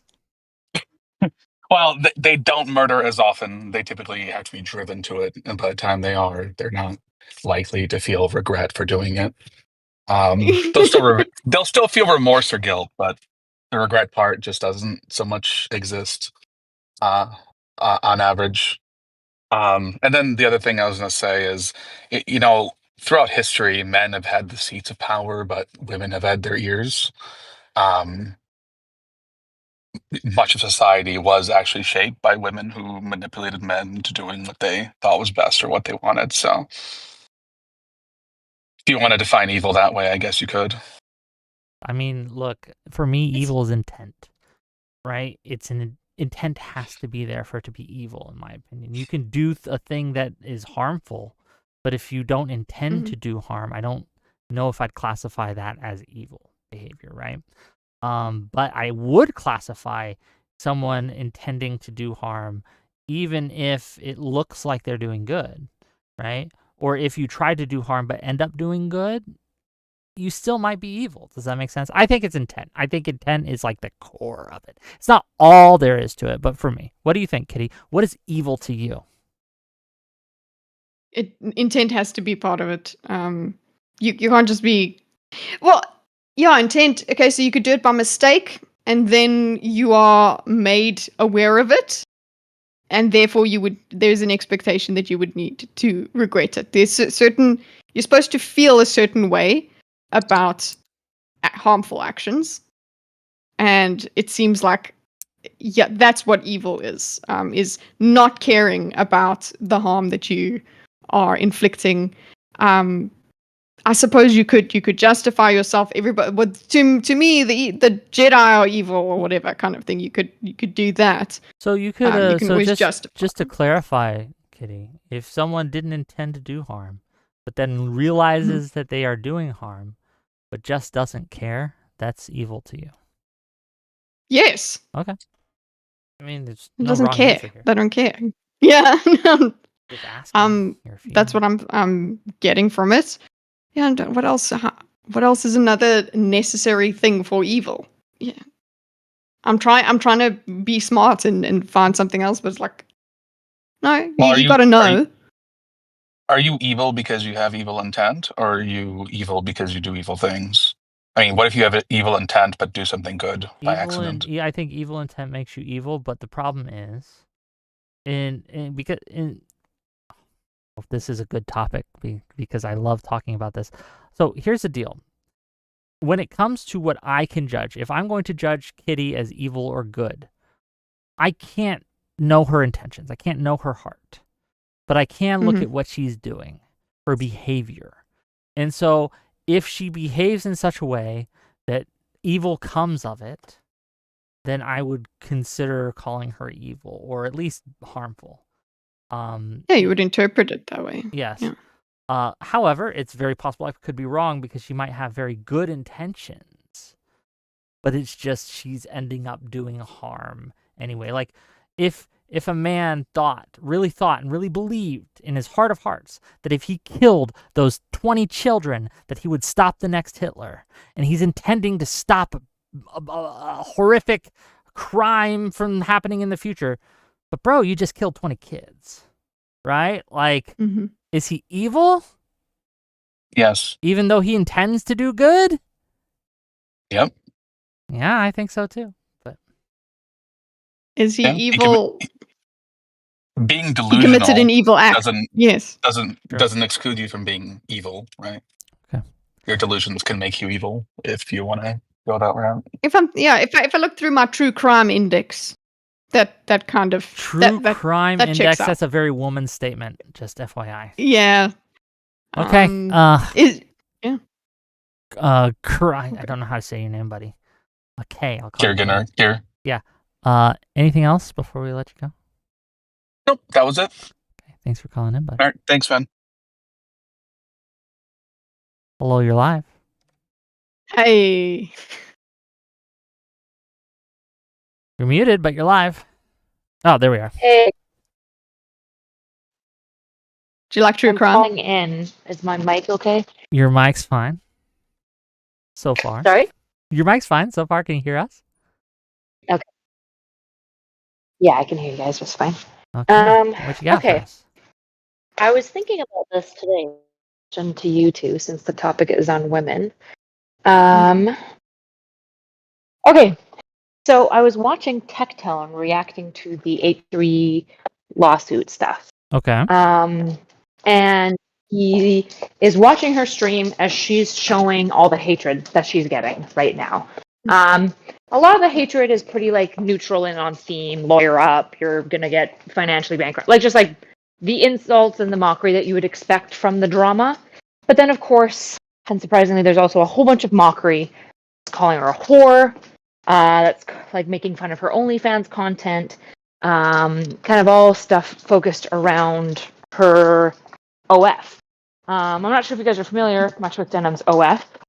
It's mostly like, I'm not gonna lie, it's like Instagram.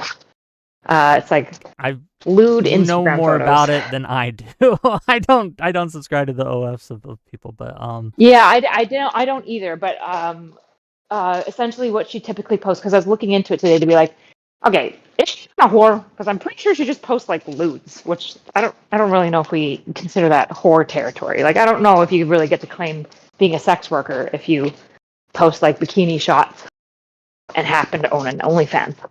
But an interesting discussion emerged in my Discord, which was essentially, is there merit to pushing back on the normalization of sex work?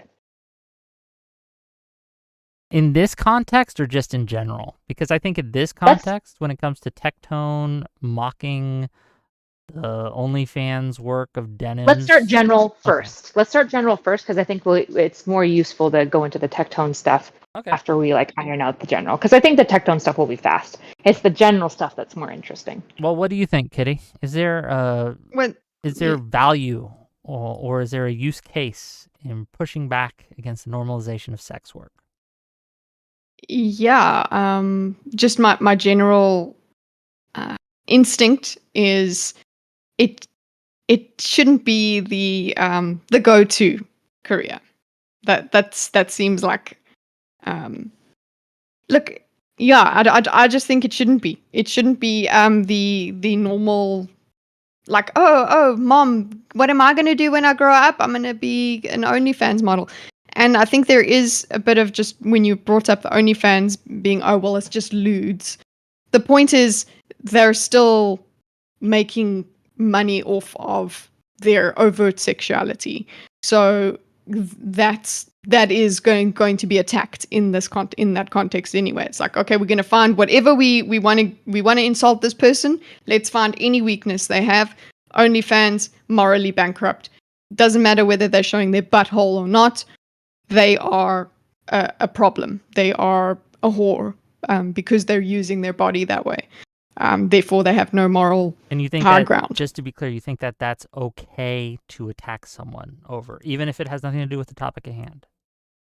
No, it's just no. It's normal. People will do that. That's not okay. It's annoying. It's stupid. Let's talk about something relevant. But in a battle online, we're going to find everything that we can say about you, and we're going to shit all over you about it. It's just the way it happens. But like, if, for example, if it didn't have anything to do with the topic at hand, okay? But I knew that Erudite was, I don't know, she did something unrelated, but I also considered that morally condemnable, okay? So if we're having an argument about, like, pizza, pineapple on pizza. Punch in the face. Yes, but I knew she loved to punch Nazis in the face, okay? She loved it. That was her go-to thing, punching Nazis in the face, okay? I think it wouldn't necessarily be incorrect or wrong to bring that up in the argument in order to point to the moral flaws of the person I'm talking to. So how can we trust you to be moral in this case when it comes to pizza, when you can't even be moral when it comes to punching Nazis in the face, right? It would have to be, you would have to make that connection to the morality. You couldn't just be like, in that she does this, she does this. If you think that it is immoral to do OnlyFans and show lewds and use your sexuality to get ahead, then I think it's probably fair game to bring that up in a question of morality. I don't know. What do you think, Erudite? I'm really curious. I'm not sure. I'm kind of trying to wrestle through this one because in the case of Denims, let's remove all this. If Denims was on a panel called the Sex Work Panel, if everyone knew that mostly what she posted was bikini, just basically Instagram posts, nothing that she posts is extreme beyond what most girls will often post on their Instagram, especially if they're into cosplay, right? So it's the only fact that even it's getting called sex work is because she's posting it on OnlyFans. If she was posting that on Instagram, nobody would even call her a sex worker. Most of these guys who are now misogynistically, I would argue, calling her a whore are only doing so because of the label OnlyFans. And in fact, in some ways, it's hard to criticize her because if you're going to just post pretty basically Instagram photos that you're going to take anyways, and you can post them for free on Instagram or on OnlyFans, the same photos, you can just make a buck if you're a public figure. that's a really insane incentive. Like, that's a really hard incentive for most women to not just be like, well, I'm not posting like nudes and porn. I'm just going to post like my bikini shots, but rather than making it free on my Instagram for people to goon at, I'll just price gate it. And by just putting it behind a paywall, people will pay for it, right? And so there's this interesting part in that I think if Denims was on an OnlyFans sex worker panel, everyone would side eye her and be like, why are you here? Like, you're not doing anything. You're not doing the sex. How dare you gatekeep sex work? You're not. Okay, that's all I'm saying. How dare you? There would be an argument about gatekeeping sex work was what would happen.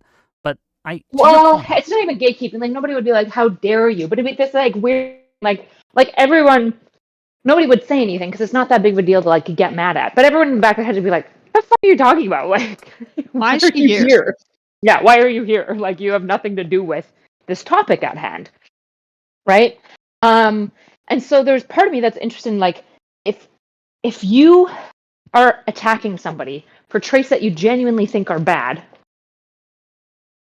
if you think sex work is bad, are you allowed to like bring that up? And also, is there like a net value to doing so? So I don't think Denims is getting called a whore justifiably, just so it's super clear. No, right? And I don't condone the treatment of her. I get it. But if you think that this type of behavior that has high incentive structure is like destructive to society, should there be some level of pushback to, for example, just most girls having an OnlyFans, even if it's only lewd? So I want to hear what Kitteh has to say too, but just to get this out before I forget, I have had women talk to me, and I've asked them, "Hey, why don't you stream?" And one of the answers that I've been given on occasion is that they don't feel comfortable streaming because they know if they do, no matter how modest they are, no matter how desexualized they will desexualize themselves, right? They, because of how this space works, are going to feel pressured to sexualize themselves in a way that they don't want to. Because as you said, it's easy. It makes a buck. These incentives are hard to push against because men will pay you a lot of money just for bikini pics and things like that.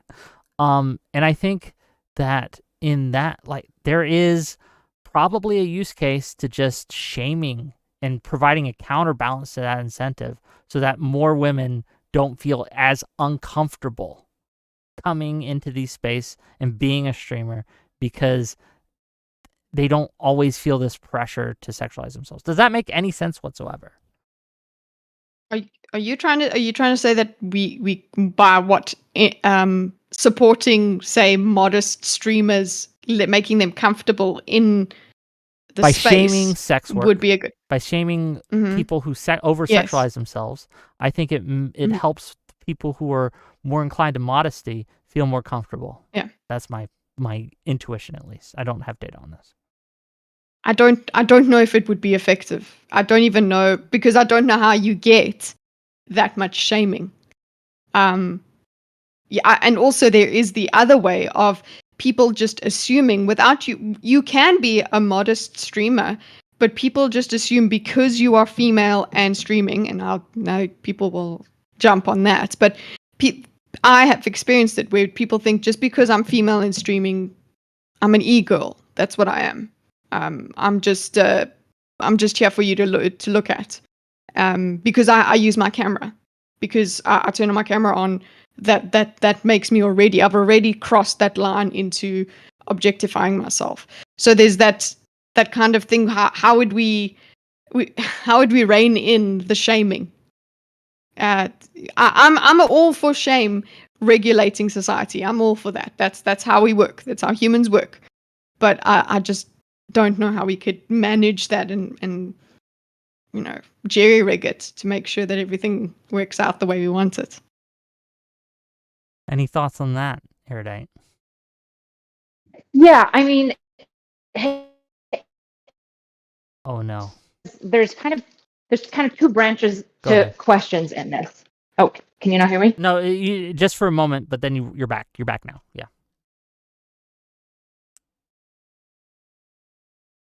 Okay, sorry about that. I'm just heading to the car again, so I'm about to have some patchy connection.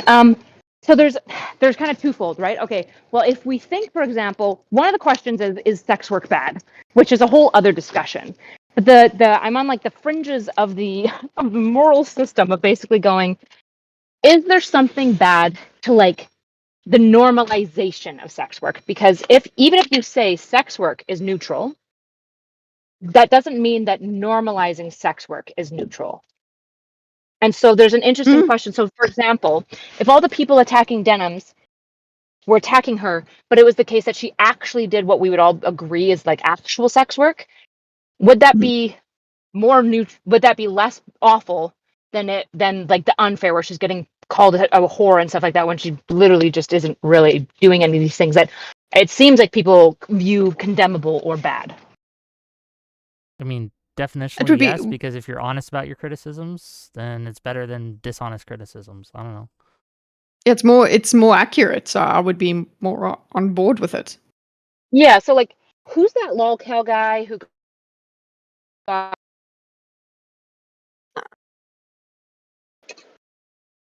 Who's that lolcow guy? There's a lot of lolcow guys. Okay, you want me to Sorry, I cut out. The guy who was faking cancer. Oh, Boogie. Oh, Boogie, yeah. Right? Boogie. Okay, Boogie. So a lot of people will make fun of Boogie for being kind of like a fat pig, right? And most people would agree that that's a mean thing to do, right? And I generally view meanness as ethically good, ethically neutral, ethically bad. And I think that calling Boogie a fat pig is like ethically neutral most of the time because he is, right? He just is fat and gross and a liar. And we like the reality is people don't feel the same. Like I don't feel the same knee jerk when I was watching the Tectone stuff with Denims, despite the fact that I don't like anything that Denim says. And I don't like her as a person very much from everything that I've gathered from online. When I was watching him talk about her being a whore, and then he was defending the people calling her a whore, my knee-jerk reaction was like, this is not good. Like, this is not okay. Yeah. Well, why? The question is, why is it okay that we, like, feel like we're like, yeah, it's mean to call Boogie a fat pig, but, like, everyone kind of shrugs and goes, but it's, like, a little fair, versus the knee-jerk of, like, not really fair to attack Denims for being a whore. Like, where's this differentiation happening? I think that's what I'm trying to sort out for myself. I don't have the answer. No, just to be clear, I'm not it's women's privilege. Declaration. The women's privilege. We feel less bad when a man is attacked than we do when a woman is attacked. Yeah. Fair or unfair? Yeah. But okay. Let's make it two women. Okay. Say people call Amaranth a whore versus people call Denims a whore. Even though I think both of it is mean, and I don't like either of it, because in general, I don't like to attack people on the merit of like things that they do. I want to attack people on their ideas and their character. That's what I think is a better way to be mean at people. I think most people would feel less weird about Amaranth getting called a whore than somebody like Denims because of the disparity of the content that's being made. Does that make sense? Like people would agree it probably aligns more with what Ammo does, Kate, than Denims. I don't know her first name. You know what's I just realized? I'm come to an epiphany, and maybe this is a little bit of a sidetrack, but I think it's worth sharing. I would feel weird calling Amaranth a whore because I don't think that she's a... I know she does sex work, and I should know she does more, much more lewd stuff. I don't know about nudity. I just don't know. But I'm assuming, right, that she does more, I could be wrong, than Denims does. But I would feel more uncomfortable with someone calling Amaranth a whore than I would Denims a whore. And I think that Why? Why? I think it's because I think that you can be a sex worker, a total like prostitute. I'm talking like sell your body, be a cam. But if you're a good person, you probably shouldn't be called a whore. And I don't know why I feel this way, but I don't think you should. Because it's a mean word. Yeah, it's a mean word, but they're a good person, right? Why are you doing that? Kate's a good person. I somebody who's friends with Kate. Like I'm not throwing away. How do you know that she's a good person? I don't. How do you know that I don't, but I know Denims is kind of a bad person. Yeah. Okay, I get what you mean there. Okay. Yeah, like. But can that the principle for meanness? Like I've been writing this video essay on the theory of violence and like the philosophy of violence and cruelty and stuff. And a really essential question to me is, our theory of violence can't be, well, when we really hate somebody, now things are a little bit more permissible, right? They definitely feel more okay.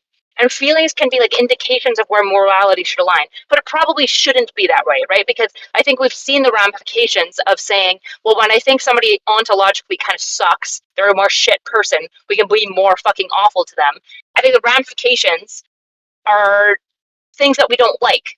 Yes. At least liberals typically tend not to like. I agree with that. So then because when I listen to the idea of somebody calling my friend Kate a whore, or somebody calling Denims, even though I don't like either of it, and I feel more protective of Kate because I'm friends with Kate, I still go, yeah, but it's literally like it's not even fair. Like, it's not even a fair, like, Denims is getting shade that she doesn't even deserve. Like, she deserves other shade, but it's not this. And that feels like wrong.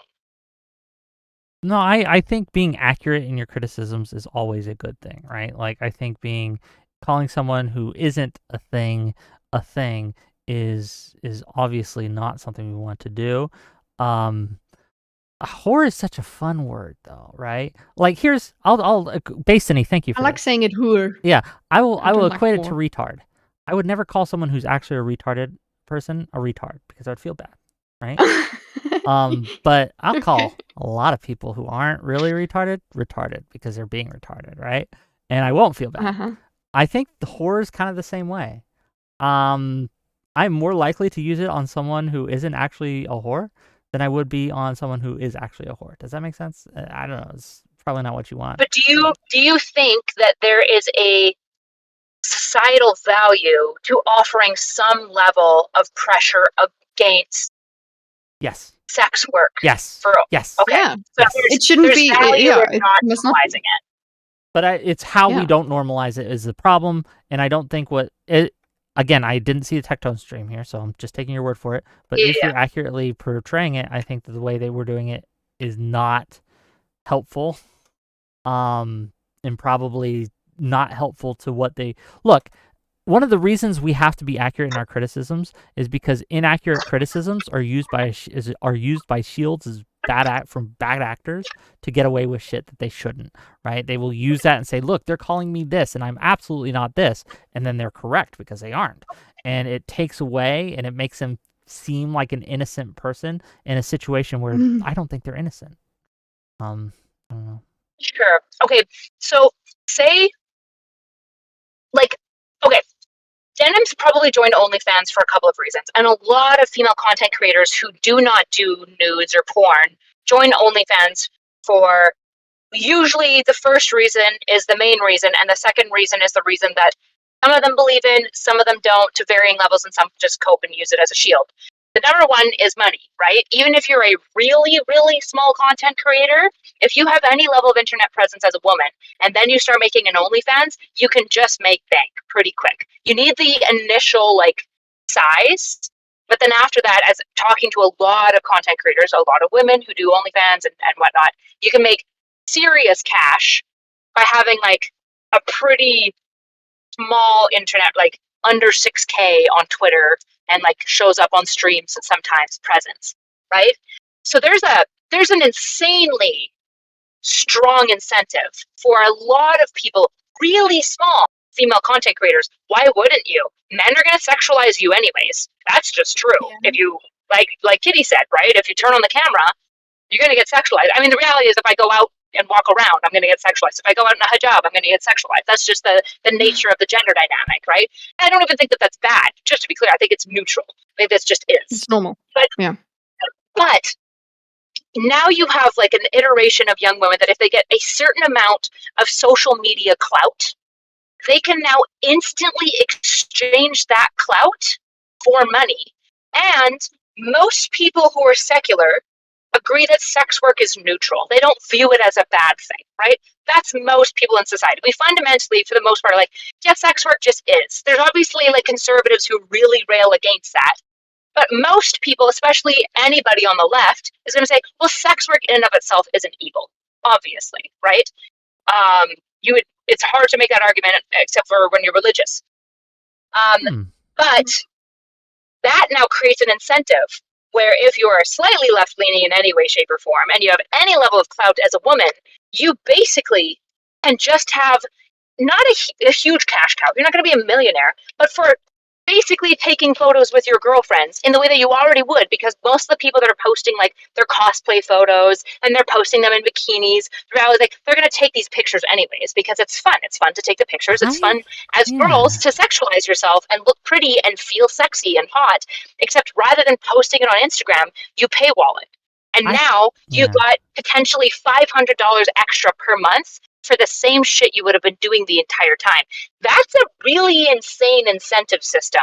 And so somebody like Denims further normalizes that incentive system, which fundamentally contributes to the overall normalization of sex work, which apparently we've established is not good.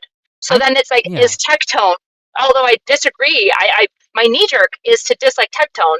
Somebody in my server posed this question of being like, is there two forces of neutrality going on from like different perspectives? One perspective that believes the normalization of sex work is bad and we need to rail against, and the other side that says normalization of sex work is good or neutral and it's fine, and therefore like him lumping her as a whore because she performs essentially as like a normalization of the actual sex work is maybe, I don't know. Do you get what I'm saying? I do. I don't It is a normalization.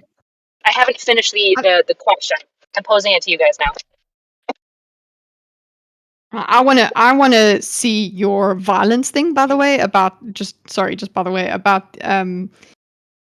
whether we should be more permissible of violence when we hate someone, that sort of thing. But sorry, that's just, I've been holding on to that for a while. But she actually is an example of normalizing it, because it's there's this line. Okay, so for me, I am rather lefty, but I am considered conservative, because doing an OnlyFans is just, it's out of the question for me. Are you considered conservative because it's out of the question for you, or are you considered conservative because you think it's bad? Because I think it's a bad thing that it shouldn't be necessary. I feel like it's giving up. I feel like it is giving in. Gotcha. Yeah, you think it's bad.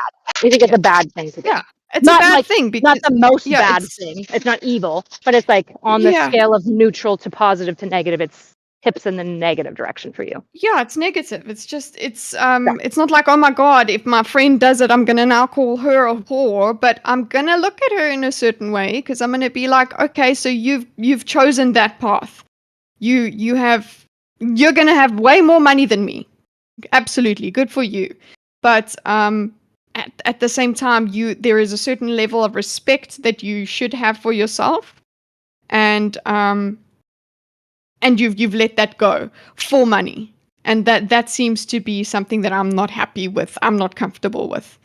Yeah, essentially, you're saying you're trading this, like, essentially you're saying women who don't trade it away should be given a certain level of like respect, conference that they're probably not given. Like, I don't think Pokimane maybe gets as much praise then, but by your worldview, for being as famous as she is, but very actively resisting all the incentive, which she would have massive incentive structures to do OnlyFans, but she decides not to. You think that essentially there should be respect conferred to that individual, and like essentially that respect taken away, or also like not just that respect conferred taken away, but also a neutral level of respect that you think all women have is slightly lost by the trading of like body for cash.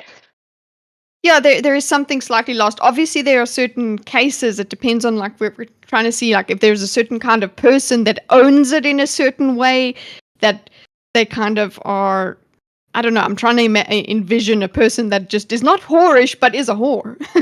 No, you're like, for example, you'd probably what agree. Rick was talking about. Yeah, you'd probably agree, though, that like sex traffic victims, this isn't what you're talking about when you're talking about like the respect or loss of respect, because obviously you're not going to be mad at people who don't. You're talking about people who have a choice. It's voluntary. It's access to whatever they're already making or whatnot, and they do it anyways for various factors. But that line of where this respect is lost is so easily moved with a female online. So you could say, oh, Pokimane, yeah, she doesn't sell boob pics or whatever. That's great for her, but she wears makeup. so that can be part of a what's the name of a criticism, because it's like, oh, well, you're trying to get the male audience. You are, though.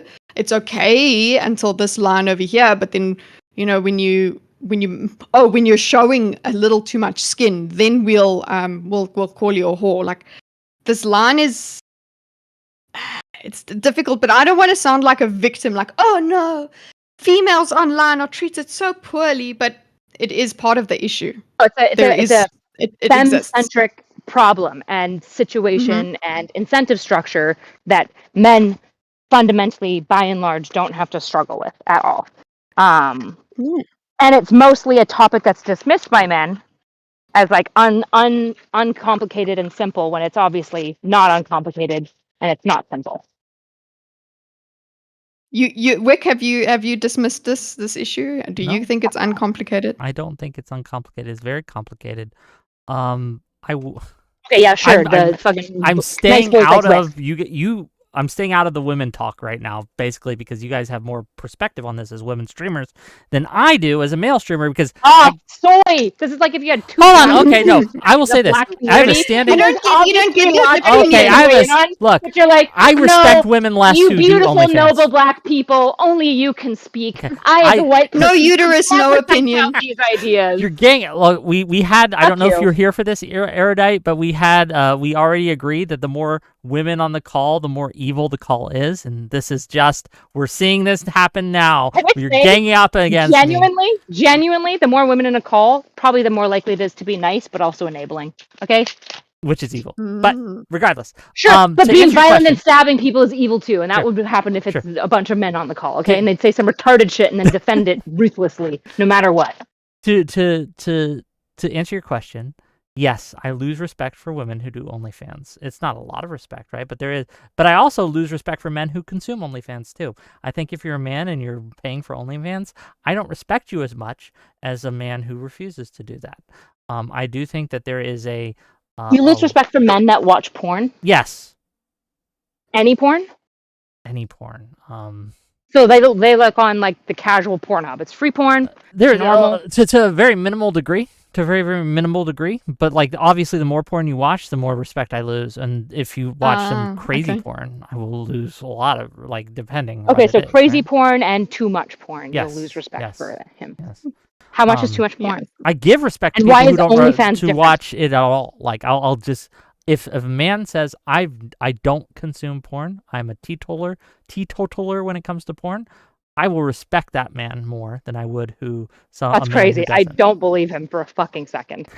I'm just saying, if that's found out to be true, because I, as a man, know how tempting that shit is, right? I know how women can lure you in with their titties and stuff. I know. I'm aware. So a man who's demonstrated that they can resist that temptation and stay pure, I give them a level of respect that I wouldn't to someone who does not do that. Okay, but then if a man, so say, I'm just going to give you an arbitrary number. The numbers don't matter. But say you're like, okay, if a man watches porn twice a week, he masturbates, it's all very normal, POV porn. It's all normal shit. Okay, it's two adults that are fucking, and it's in normal ways. You would feel neutral, okay? Yes. If they subscribe and masturbate to an OnlyFans girl 2 times a week, the same amount, but they're paying for that porn instead. Is that a loss of respect? Yeah, and for me it would be. I'm just being honest with you. Yes. Why? I think that it's this. It crosses a line, and I'm still wrestling with this. So I maybe my answer might change, giving more thought about it. Right. But it crosses this line to me, where you are taking extra steps that you don't necessarily need to, and I also feel like it's the same way. I lose respect for them because I pity them at the same time. I think that they have become, and this is going to sound cringe and soy, but I think they become victims in a way that the people who are just using the free porn aren't. I think that they have been lured in and they have succumbed to something that they should have resisted, and they are now victims in a way. And yeah, it just makes me respect you a little less. Interesting. Okay. How many do you think that most? most people feel that way. I suspect most people on average agree with you, just to be clear. I think that's a pretty normie take. Very milquetoast. Very soy, by the way. Just kidding. It's true though. It's a little soy, but it's okay to be soy sometimes. What would be soy would be I should pay because these women deserve respect and they deserve to be paid, remunerated for their work. Fairly. That would be more than I'm exploiting them. Otherwise. I think that would be like a guy who is going to, essentially what you're saying is like almost like castigate himself before like the queen that is femme.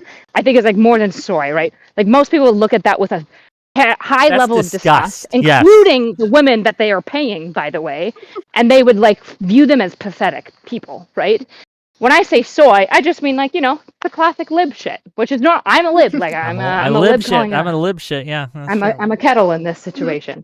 Okay, so if destigmatizing sex work is good because the normalization of it is bad. I apologize. The girl gang found me out and the girl gang took me down, but we're back. Yeah. Okay. The question was, why is the normalization? So I understand, Kitteh, that you would say sex work itself is not neutral, it's slightly negative. What I'm asking you to do for the sake of this question, because I basically at a societal level view it as neutral. Not like personally, but obviously I like operate on like a pluralist system as a based thinker that I am. But the question is, let's just grant for now that at like a totalitarian, consequential, utilitarian level, sex work is neutral, which I think is probably true. It's probably neutral. There are ways in which it can be bad, and there are ways in which it can be neutral, and there are some ways even in which it can be good sometimes.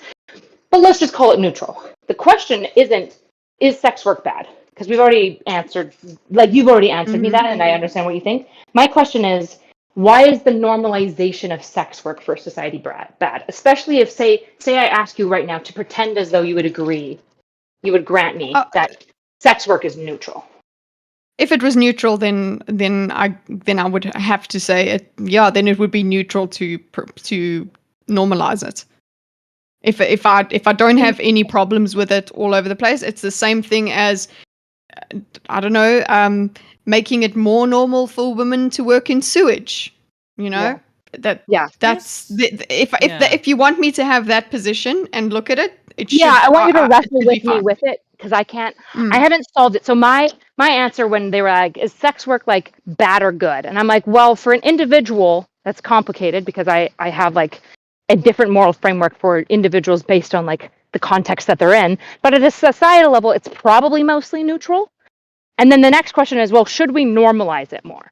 And my knee-jerk response was no. And the question is, well, why? Because as you granted, if I would view sex work as neutral, shouldn't I also be totally okay with normalizing it? But the reason I think that my knee-jerk to this was no is, number one, as somebody who's worked in the mental health field for a long time and was part of kind of witnessing the beginning. It started in 2008 and really ramped up in 2012. Sorry, I'm working with animals. Move.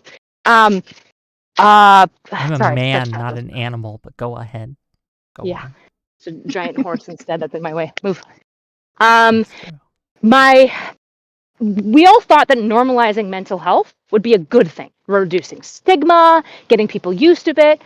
I thought this. I was like, that's based. Let's not fucking hate on mentally ill people, because I think there's a lot of really unfair, unhealthy stigma that people will apply. Like, people will look at ADHD people and to this day be like, yeah, but you're just like, can't you just like not? And they're like, no, I literally can't just not unless I am medicated, right? Like, that's not how this system works.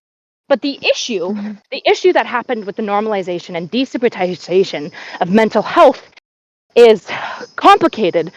And the reasons why this occurred is complicated. But to some degree, what happened is that a bunch of people started viewing mental health as titles and labels and plot armors that they could apply onto themselves to obfuscate responsibility. And it became like a championing cry, to the point in which if you as a practitioner dare to tell a client, you do not have this thing, right? Wick, I'm sure you saw the article about like the autism thing, for example. About like Alan Francis like having a huge issue with the explosion of autism diagnosis and the pathologizing of normalcy. Absolutely. Right? There's this pathologization of normal stuff that has been expedited by social media to the level that you will have people like unironically being like self-ID autistic, and I'll like watch your content for a bit and I'm like, bro, you are fucking normal and a little bit socially anxious because you're on your phone too much. Like it's really simple. It's not that complicated. But for them to hear that, it robs them. And that in and of itself, I don't really care if people want to self-ID as things that they're not. Whatever. That's stupid and annoying.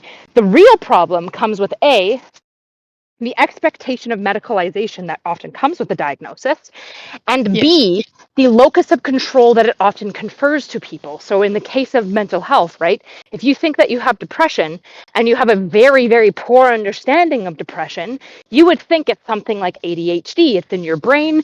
It's a disease of the brain. There's nothing you can do about it. You did the same thing with addiction, and I'm not responsible for it because there's nothing that I could possibly do about it. And the ramifications of that are people who have very treatable depression and very treatable social anxiety, insisting it's not treatable and languishing in their suffering to a degree where you're like, has Nietzsche come true again? Is slave morality just the mental health leftist movement? Like, what is this strange concoction? And so then, sorry. There are a lot. The reason I'm interrupting you is because there's so many factors when it comes into the mental health explosion. I agree. Right? I agree. The clout you get for having it and things like that. It acts as a social currency in a lot of cases. And because we were also at a time where identity politics was at its like, I hope its peak, where unless you were this identity, you could not speak on the thing. It became a way to be heard, saying, well, I can because I'm actually ADHD, or I actually am autistic. I'm just undiagnosed, but I am, and that's, you just have to believe me, right? And so when it comes to comparing this to like the sex work and normalization, I just don't know if it's close enough. Okay, here's why I think it's analogous. Okay, here's why I think it's analogous. And also, I thought of this like, this is an idea that's been brewing in my mind for like 6 hours. So I could be totally wrong. I am like 51%.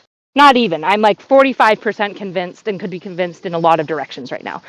But the reason why I think it's analogous, and not even analogous, the reason why I think it's reasonable to use as a case study of concern for the normalization of other neutral things that have historically been stigmatized is because of the unexpected social ramifications of destigmatization of mental health that nobody would have predicted. When we were making pamphlets for this shit in like 2012, nobody thought some weird kid's gonna look at depression and wear it like plot armor and use it to bludgeon people. The unintended consequences you're worried about when it comes to the normalization of sex work, that's where you're drawing the connection. Is that correct? Exactly. Okay. That the social engineering of these things is so hard that I don't know if I buy and that this won't happen again. Yeah, and just to answer your question, I don't mean to like rush you, but we do have a couple more people, right, that we want to get through, and I don't like you should call them anytime. More, right? And we will. But I do think it's worth answering you.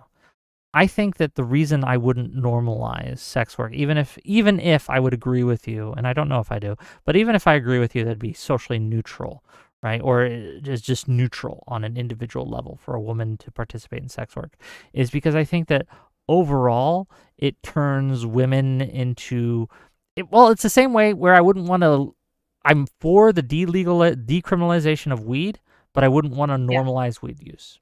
I'm for the decriminalization of alcohol use, but I wouldn't want to normalize alcohol use, right? I think these are bad things to normalize, even though I wouldn't want them to be criminal. I wouldn't want them to be something that I may not even want to disrespect someone who does it, like someone who smokes weed. Okay, I've smoked weed on occasion. Does that make me less of a person? Maybe not. But if you can overconsume it, I do judge you, by the way. If you're a weed head or a weed streamer, I am absolutely judging you.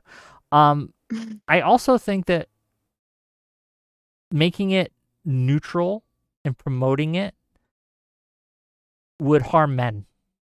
Men would be victims in this situation. Because as you said, for women, they're just making a buck. It's very easy for them. but it becomes this commodification of relationships, of sexuality, and of desire that I think is going to drive us to a very bad place. I don't know. That's just my knee-jerk first blush thought on that. Go ahead, Kitteh. Okay, so in terms of the neutrality thing of it, so it's you don't want to ban it. Cool, we understand that. It should be okay. So it sounds like, I don't know, guys. It sounds like there is a certain level at which society can live with these things being permissible. But when you start encouraging them, that's bad. And we're I don't know, it seems like, you can correct me, but it seems like when we talk about normalization, it's kind of like encouraging. It's kind of like saying that, oh, it's when you're normalizing something, it really is. It's encouraging it. That's how I see it. If you can make a distinction, tell me. But yeah, it seems like encouraging it, destigmatizing it completely is like same thing with abortion. If we go back to the earlier discussion, the thing of shouting your abortion and I've had this many abortions and things like that is not my thinking when it comes to that. It's like, I want you to have the choice, but at the same time you got to realize that this is not exactly good for you in any case. You shouldn't be doing this. It shouldn't be something that you seek out, or yeah. So I think, I don't know what the unintended consequences of normalizing sex would be. I think, yes, okay, you're Wick, of course you're going to think about the men being victims, the commodification of just relationships. We've seen that already in dating apps. Compound that with now then having just unlimited access, I suppose, to sex because it's normal. I just came back from the whorehouse. It's fine. Hey, mom and dad, I had a great time at the whorehouse, kind of thing. That sort of normal thing. Yeah, I think that would have an impact on just dynamics in society anyway. But at the same time, we've had this oldest profession for a very long time. It happens anyway, but it's had this moderating effect of social stigma. You take that away. Okay, well, last thoughts here today before we let you go? Oh, I mean, I have a million thoughts, but they're all like Socratic questions. So you can just let me go as it is. I'm sure I have many more thoughts about this. But tell you what, if you want, I can set up a whole panel on this for you, and we can. I haven't decided like we can. It's just like, if the problem with debating fucking men about this particularly is that they're like, well, what's your position? I'm like, well, my position presently is like 51% this, but I can be swayed. And they're like, defend it! Defend it to the end of the world! Yeah, we'd make you the judge. Both teams would try to convince you. Okay, that would be the format. Okay. It'd be fun. That'd be interesting. Yeah, it'd be fun. But I'll talk to you later. As long as I can call them plebs. You can call them retarded if you want. Or whores, no, actually. just plebs. I'll talk to you later. Bye. Okay, bye. Okay. How much longer we got you for, Kitteh? I just want to make sure if you're feeling, then we're gonna kind of cut it off soon. I'm good. If you're good to go, we'll keep it going for a little bit. Yeah, I'm good. I'm having a great time. Would you tell me if you weren't? I don't know you well enough, actually. So. I would. Yeah, I would. I'd be like, no, I got to get going.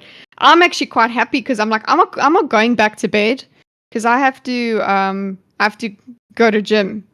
I promised that I would go to gym. So yeah. Okay, fair enough. So the longer we go, the better it is. It's like, cool. My day started. As the more money I get, the more I will go. So gang, if you're enjoying this conversation, if you like what you're hearing, if you're enjoying what's being talked about, please give me money. Let's read some super chats and I'll bring in the next caller. $2, I'm sorry, from Deej Nuts to say Denims deserved it. Quote unquote, look what she was saying. I am very curious about your opinion on the lawsuit. I have thoughts, but let me get through these. $5 from Audacity to say Erudite just admitted women enable evil, so ipso facto, Gaba Google. Okay. I don't know what the Gaba Google is, but 5 Wick TV gift memberships from Audacity, so thank you for that. $2 from Soyaddle to say women are usually nice except for the moderators. Okay. Ooh. And then $5 Canadian from Tesco Johnson to say, I went to a therapist once, and now I'm gay. Damn liberal agenda. Fair enough. Okay. If you want permissions to get into the Discord. If you are trying to figure out where all the channels are, you have to react to the rules. There is a rules page, and there's my face, and you click on my face, and then you should be able to see everything. Alexander Wren for $20 says, weed sucks. There's too many negative effects from sex work to be encouraged or normalized. It serves no valid or good function and causes harm to both the worker and consumer. Easy money always comes with a cost. $20 is pretty easy money, though, so thank you for that. I really appreciate it. Okay. Well, before I bring in the next caller, what have you been following the H3 lawsuit stuff? Do you know anything about it? No, I find it very hard to keep up with that because it's just too much. Yes. But I was. This is why we like you. Okay. No, but I was thinking I do need to look into it because it's now See, I did 3 React streams last week, so I'm a reaction streamer, and that's gonna. This lawsuit is apparently going to make reaction content. It's going to have an impact on reaction content. This is what I've seen on your lips to God's ears. Let's hope. Look here, I'm memeing a little bit. I don't have anything against reaction content. I think people enjoy what they enjoy, right? Like a lot of people like things that I don't like, and that's okay. But I just got to say, reaction content, at least for me, is some of the most sloppiest slop that I've ever slopped. It's the laziest type of content. It's the most boring type of content, both for me to do and for me to watch, unless you're watching me. But that's because I am my most favorite. Have you ever done any... You're a good React. No, well, I'm not. Yeah, I'm a good React, and I like people to talk about me. That's all. Have you mentioned doing diagrams for debates? Have you ever done a diagram of one of my debates? I'm really curious. I have not. I was thinking, which one would you even recommend for me to do? Because now I might. That's the thing. Because they are. I've been looking for shorter ones, which is difficult because at the moment what I've been doing. Hey. Mine 2 hours. 2 hours. I don't know if that's short for you. That's normal. But basically I get through 10 minutes in 4 hours. Huge if it's a really really like intense thing, especially because I'm going line by line, literally what this person said and what this person said. I'm trying to figure out if there is a way that I can do it quicker, but I don't think so. I just think that's the way it is. It's sophisticated React content. That's what I think it is, because it's very, very dense. It's dense. I was going to ask you, considering what you're doing tomorrow, are Sitch and Adam reaction streamers? Because they often have a video. And they go through it, but I mean they're also on for 8 hours. I think they do React content, but I wouldn't consider them React streamers, right? And my difference here is, it's just because you do something every once in a while doesn't mean you're that thing. I think that React streamers would be someone who is known for pretty much primarily doing React content. And Sitch and Adam, at least from what I've seen, and I don't watch like a ton of their content, right? But from what I've seen, they interview people. They have people on all the time to talk about, like they're doing me tomorrow, right? And they'll sometimes watch videos and do React, but they do so much more. So, yeah, I don't consider them React streamers. I think that they are using a source. So they are using a video or an article or something. So you could technically call them React content, but they discuss... They're not just going, wow, and then continuing. And that's the thing. They are discussing, If your definition of React streamer is so broad to include someone looking at a news article and then discussing that news article, that's not React. That's not what anyone means when they say React content. It's just not. Yeah, right. That's exactly why I called it slop. When I did the stream of reaction, I was just like entering the slop arena, because it is just literally I'm rewatching stuff and you're with me and that's it. Okay. Let's bring on the next call. So anyway, about the court case, what's happening? Oh, if you don't know anything about it, then I couldn't ask your opinion, can I? What do I need to know? I wanted to do. Let's bring in. I wanted you to tell me what I need to know.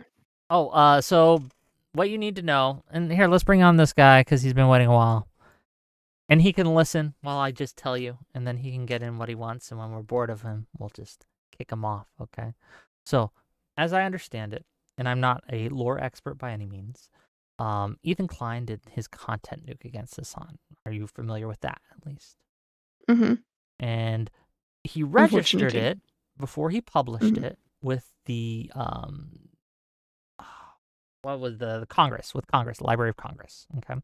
So that's one of the key factors you have to do if you want to have copyright over your material, okay? And a lot of Hassan orbiters reacted to his content nuke, and they said, hey, don't watch it on his stream. Watch it on ours. Watch it on ours so he doesn't get the view. We're going to watch his content, but we're going to make sure he doesn't get any money from it, right? He doesn't get any views from it. So Ethan Klein is suing them for that, and he's calling it content theft. I'm not a lawyer. I don't know the specifics of the thing, but there's a lot here to kind of dig into because while, yeah, they did do content theft in a very real way, there's questions on free speech. There's question on, say, if they were mentioned in the stream, do they not have just the inherent right to react to it if it's about them, right? It's response, yeah. There's a lot of questions here. And again, not a lore expert, not anything like that. But a lot of people are basically, because he's suing Denims, he's suing Caseytron, and he's suing Brogan. And a lot of people do not like those people. And so they're like, yeah, get them. Yeah. But, yep, that's basically that's basically the long and short of it, as I understand it. And thank you for having me on, Wick. Sure. And I would just add, just right on to the end of that, as far as I view it, I'm not a lawyer, but as far as I view my law tubers, the main question that will be asked in this case is your content a replacement for the other content? That is to say, if someone wanted to view your content, is it possible that they might just go watch this other person that is restreaming to view your content? That is essentially, as far as I understand it, where the claims will come. And as far as I can tell, this is why he didn't go after a Hassan or something like that, is because he has very clear legal claims on these three people with video evidence of them saying, watch my content instead of his content to watch his content. I wonder if that will, if stating that will actually be part of it. Here's the thing. I don't know the legality of it. I'm not a lawyer. I couldn't begin to pretend to know copyright law well enough to know whether he has an actual case here or not. As a layman, it sounds reasonable, but I am a layman and it doesn't matter because legal opinions and layman opinions are not always the same. But from a just a perspective of someone who has operated in this space and looking at it from kind of like a free speech perspective, I do worry about what effect this is going to have, and because we talked about unintended consequences a lot with the Lost Caller, right? Will this create a lot of copycat lawsuits, and is that a bad thing or a good thing? Obviously, content theft is bad. I don't think you should do it, but where's the line there? And while I don't think Ethan Klein intends it to go beyond a certain point, sometimes when you start a fire, it burns more than you want. And yeah, I have misgivings, but I don't have any like super strong ones, right? So I'm just like, I'm looking at it, I'm like, there's danger here, but I don't know. Anyway, what did you want to call in about? I'm sorry for interrupting, but well, let me ask a quick question on this real quick while we're talking about it. So in your view, Wick, like there is in clear law, because YouTube and everyone that's doing React content, I'm not a React content person, but the scene is not new to this claim. And so everyone has understood the law of fair use. And essentially, it all draws down to the lines of transformative content, right? Is that you have to transform the content. And sorry, I don't want to hang on this point, but just since we were talking about it, I think that is the main thing that we're going to, that if we're going to say it's going to send a chilling effect across the scene, the only thing we would be talking about is, can you claim that your content is transformative?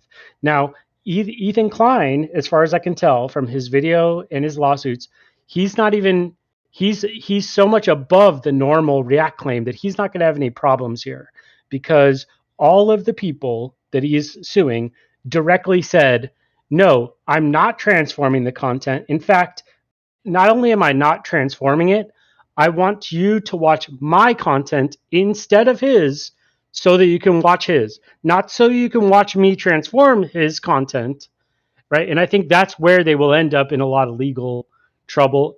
My estimation, all three of them will lose the lawsuit just based on them saying, watch me instead of him. That will be the informative key part of the lawsuit, in my opinion. If that matters, yeah. I don't know. Otherwise, it's just transformative. Did you, first of all, did you have any thoughts on this, Kitteh? And if not, what else you got for us, caller?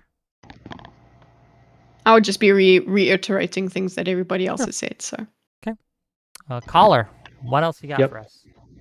Okay, so I originally want to ask, and I have a lot of things written up here, but I just want to say, are we able to go back to the main? I missed the first hour of the live stream. Are we able to go, or was this answered on the main question of the topic here? Are women evil?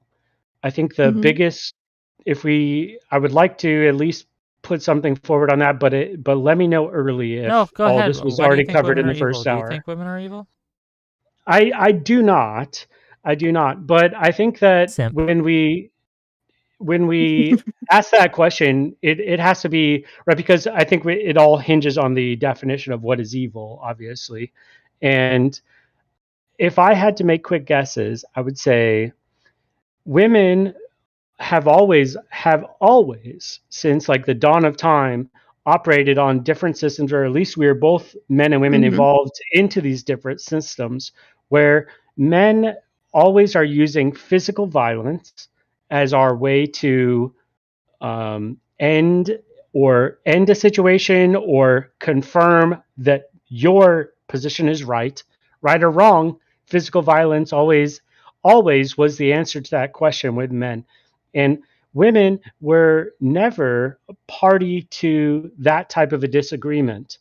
And so women have, for not just 10,000 years or even 100,000 years, but I'd proffer closer to 1 million, 2 million, 3 million years, have been evolutionarily driven into places where they already know you can't physically dominate a man. You can't, even if the man is crazy and insane and he's entirely wrong, you can't beat him down into physical submission as we do with men. Like men, that's our way that we do it. You win or you lose based on physical abilities. Women have always, throughout all of time, developed on a different path. And so they, imagine, how do you win a situation where you have two people who could just beat you into the pulp? How do you become the top dog in that situation, right? And I think women have evolved in this way. They're much more socially, you might use terms like this, like socially aware than men, things like this. And that women have developed over time through many thousands of generations a very, very astute mental game where they're not, right? Men are using physical things, women are using mental things. And so, and please interrupt me if you guys already discussed this. Buddy. I'm just waiting for you to get to the point. Okay.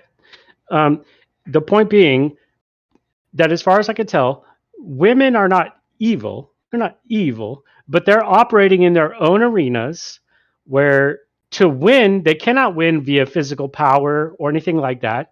And so they win based on the mental situations in terms of things like Well, how do I make someone feel guilty? How do I make someone feel they were wrong, even if they weren't? These kinds of things that all of us are party to, victim to, right? Women on women, men on men, all of us fall victim to these mental narratives. Point being, I don't think that women are evil, but from a man's perspective, you would view women as evil because because it's a man versus, it's a sexual thing. Like when no man would ever expect another man to be like, okay, if you said this and then your word is gone, like, men trust each other at word. Women, yeah. In general, yeah. And so okay. Far, right. And so, but we never, like, if a man backstabs you, like, I trusted you and you backstab, that is like that sin is so far to men that it's worthy of death. It does that make sense, right? If you betray me like that, that's not a way I would ever expect to be betrayed a lot by men in my life, and women too, but men, and I've never thought I'm going to kill you because you betrayed me. But I've never been betrayed. Like, I mean, yeah, there's still. I think you're going to the extremes, and you're saying men are a certain way and women are a certain way. But I think humans still, yes, women might be more skilled in the manipulation and stuff, but men are also programmed in a way that you're also trying to avoid. If we're going to think of ourselves as just animals, you're also trying to avoid conflict. So you're going to size each other up without having to have this violence. And that sort of thing lends itself to having more psychosocial interactions between men that aren't just, if I punch you, I win. There's societal, what do you call it, norms and things that come into it. Yeah. So social interaction kind of is I would say, yes, women the only thing you could really say is women are maybe a little bit more instinctive when we're talking about social movement and manipulation. Most women, I suppose. And I like that idea of, yeah, a man might find that particularly evil because it's not as straightforward as, say, a man being an arsehole to you. Like, a man will tell you what he thinks of you, whereas a woman will do something else. And so we did speak about earlier is how women can be a bit more insidious. It's like they seem a lot more evil because they have to be a bit more underhanded and a bit more deceitful, it seems, in order for them to have this power that you're speaking about. Yes, that's so well stated, and I'm sure that's why you're here and I'm here as an unnamed person, because that's exactly very well stated, and exactly what I'm trying to put forward. And so, if you guys already discussed it all forward, I will let someone with better opinions come in. Okay. But I think that was the bigger thing. Fair enough. That's what he wants. Okay. I don't know. I'm always looking for a different angle for this, but this idea, right, that it's evolution, perhaps to an extent, but I think it's far more culturally instilled in us. So, for example, our, at least Western culture, there is a huge stigma on using physical force to win a confrontation, right? Yes. If you're having a confrontation, there are laws we have in place. There are very big restrictions that most men adhere to that keep us from devolving into simply, I have bigger muscles or I have a gun and you don't. There is a lot of men who would like to go back to that, but I think they like honor culture and things like that. I think that's retarded. But I do think that this idea that men don't know how to play the social game is just not true. I've seen men do it all the time. Let's bring on the next caller. You're live. You're live. You are Wait. Not. Oh. Hello. I think Kitty friend. Another South African. Yes. Oh, great. My question is on the split between men and women that we see, the fight between the left and right. What is a woman? What is a man? What is masculinity? What is femininity? What sex has access to which side? And my question to Kitteh is, do you think it's socially acceptable for a woman to be on average more masculine than her partner if he's a male? So maybe she's the more assertive one, maybe she's the tougher one, quote unquote. And on the other hand, maybe you could be a softer person, a more feminine man. Maybe he's the softer one, the more emotional one. Is that possible? Is that acceptable? And would it be acceptable? Acceptable. It would depend on the people, I suppose. I know couples where the woman seems to be more masculine in the more assertive thing, but there's this underlying masculinity that the man still has. So it would be a weird dynamic to me. I would find it strange, but if it works for them, I can't say. This is where I become a libtard because I'm like, I can't tell you how to be. If that's the way it is and it works and the dynamic works, then good for them. But you would have to be a certain kind of man to be very okay with a masculine-ish woman. I suppose you would, like you said, you're speaking about a feminine, a sort of softer man. He would be looking for that in a woman. I'll tell you what. But I'm a meritocratic guy, 100%. Right? If the woman I'm with is able to better handle a situation than I am, by all means. And honestly, that's attractive to me to a certain degree, right? Like, I like competence. I don't want some weak, frail woman who I have to just take care of all the time and be their dad. Okay, that's not attractive to me. That's just an annoyance in a lot of ways, right?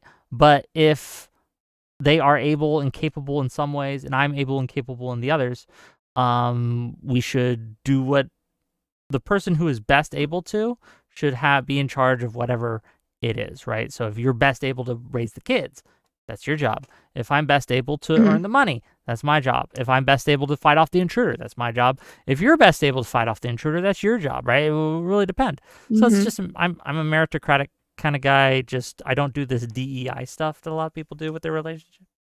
But, you know. Well, it was like, oh, we gotta I gotta find me a weak woman because I have to be the one in charge, and I have to be the strong man, and I have to be this. No, I mean, but look, that's I feel like that's not how. Yeah. But I think that's not how life is anyway, because you're not always going to have every situation is really dynamic. The right person. Well, hold on. A lot of people in chat are like, if your wife is better at fighting off the intruder, you failed at life. No, a sexy ninja woman. If you marry a sexy ninja woman who can kill a man like with the katana and shit, come on. You don't find that hot, chat? You don't. That doesn't get you going. It gets me like. Wouldn't it make you cool? That would be hot, but then you would be like, wouldn't you at some point just feel like, I should be stronger? If I feel like I'm not contributing anything, absolutely. Okay. But I don't have to contribute that specific way. Does that make sense? Okay, so there has to be some sort of contribution. Yeah, where I'm contributing. Nobody should be dependent. Anything, right? Yeah. But it doesn't have to be specifically that. It can be other things. But that's me.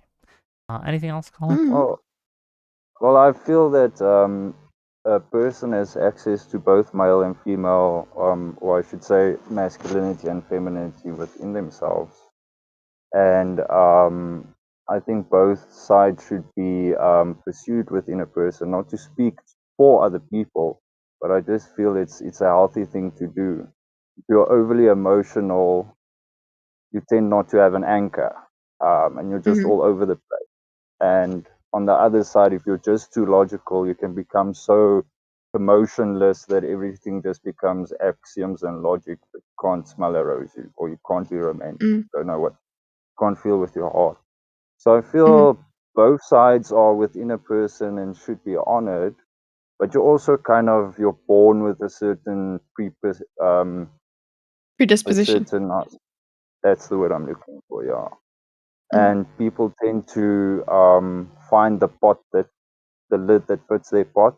So if you tend to be more masculine, maybe you're going to look for a more feminine partner. But the society we're born into as such strict, dogmatic views about what is a woman, what is a man. And if a woman happens to be more masculine and she finds a more feminine man, maybe they won't be too honest with themselves even about what the roles are. And they kind of have to hide in public. When they go out, the woman has to be the feminine one, and the man must, open the door or otherwise attack or whatever. Yeah. It really depends on the culture you're in, I guess, as well. Yeah. Like, I don't blink an eye at a woman opening a door for a man or anything. I wouldn't even register, but I know that there are some communities and some cultures where that would be like, what? $10 real quick, just so I can make a little money, and then I'll let Kitteh go.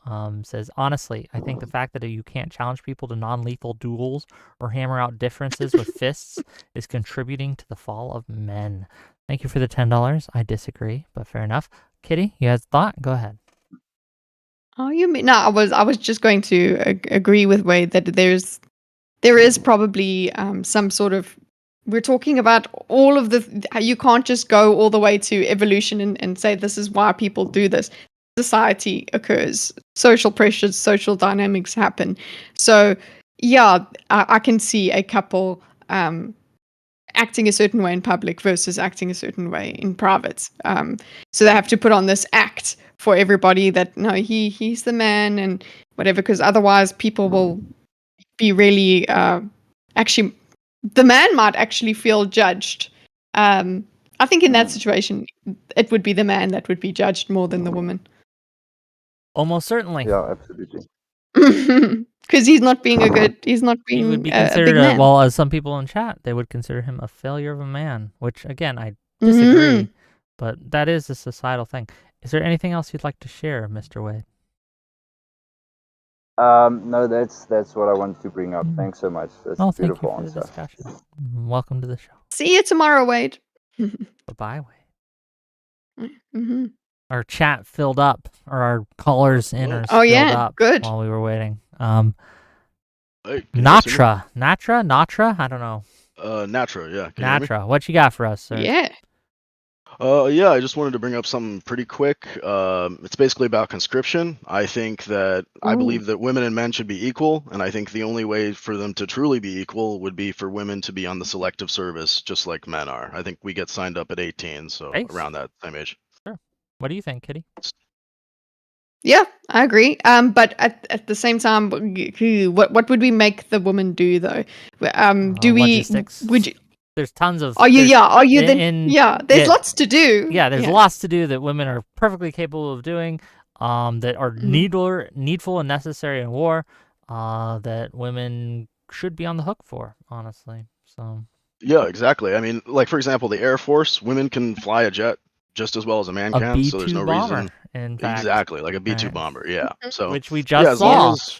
But yeah, we just used some. So yeah, I mean, that to me is like the only major inequality that I feel still really exists between men and women in Western countries, and I wish the rest of us kind of copied Israel and conscripted just like they do, both men and women, and I think that would kind of silence a lot of the anti-feminists and kind of, it would appease a lot of the anti-feminists and take away a lot of their arguments for men's rights. I don't know if that would, because I think that a lot of men in that kind of the anti-feminist camp, the red pill space, I don't think that their argument is grounded in any specific things. For the most part, I'm generalizing. I think it's grounded in resentment. And so I agree with you on if the not red pillars, that, if that is taking away, they will find something else to resent. And use as a vehicle for the resentment. So the reason I bring it up is because I think it's a mistake to deal with them as if they actually have a specific policy problem. It's the politics of resentment and revenge. Oh yeah. So that's I mean, red pillars they'll say it they'll say it outright that they don't even want women to serve in the military. So they're definitely, they don't care want about women to equality. vote, right? Yeah, For they don't many even of want them. women to vote. Yeah, so they're very Based. open about what they Yeah. believe. But I think the people in the middle, I'm an independent myself. I think people like us, we would be definitely more accepting of the feminist movement if women were on the selective service, for sure. So with selective service, my question is, would you have different standards for physical service for women? Or is it just that you would just go, okay, well, this is where we place them? I'm just saying because that's one of the things, like they have different standards for females and different standards for males. I would try to keep it as much, like I don't want the military to be reduced in quality, so I would try to keep the standards as much the same as I can. But yeah, so I would generally be kind of like pushing women towards roles of like, I don't know, like operating vehicles or something that they can do just as well as a guy. I wouldn't expect them to carry like 500 pounds worth of equipment across a desert or something, unless they're strong enough to pass that test. Then of course they should be allowed to do that. But yeah, obviously you try to put women in roles that they're better suited to. But yeah, I would try not to lower the standards. You put any personnel where they're bound to serve best. I think that's just normal, a normal thing to do. Yeah. And so yeah, I hope the West goes that way. I hope every country in the West eventually does that. Anything else? Yeah, I'm glad you guys agree. Yeah, that's about it. Thanks for having me on. No, thanks for calling in. Bye bye. All right. We're pretty reasonable. Women make people. good snipers. Is that a thing? Snipers, snappers. I'm like, do you? Like, I was like, snappers. What are you talking about? Like snapping? I can snap. Are you a good snapper? Okay, I couldn't hear you snap, but maybe it's a mic thing. I don't know. But, it's a mic setting. Snipers. I've heard. Well, so in the Olympics, they do tend to do very well in Olympic shooting. But it's the Olympics, so it's not the same precisely as real world conditions. But no, women, as long as they're able to handle the gun, tend to perform just as well as men with firearms. So. Okay, next. Not always built-in sandbags, man. True. That's not how that works. Soy Owl, you are live, sir. Right. Hey, can you hear me? Great. We can. What you got for us?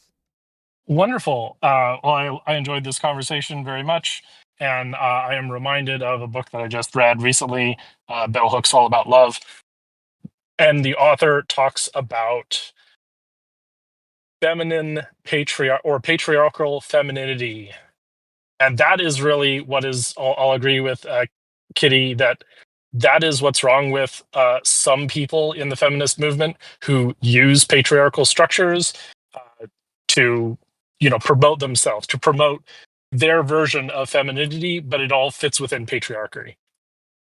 It's just give me the control now. It's my turn.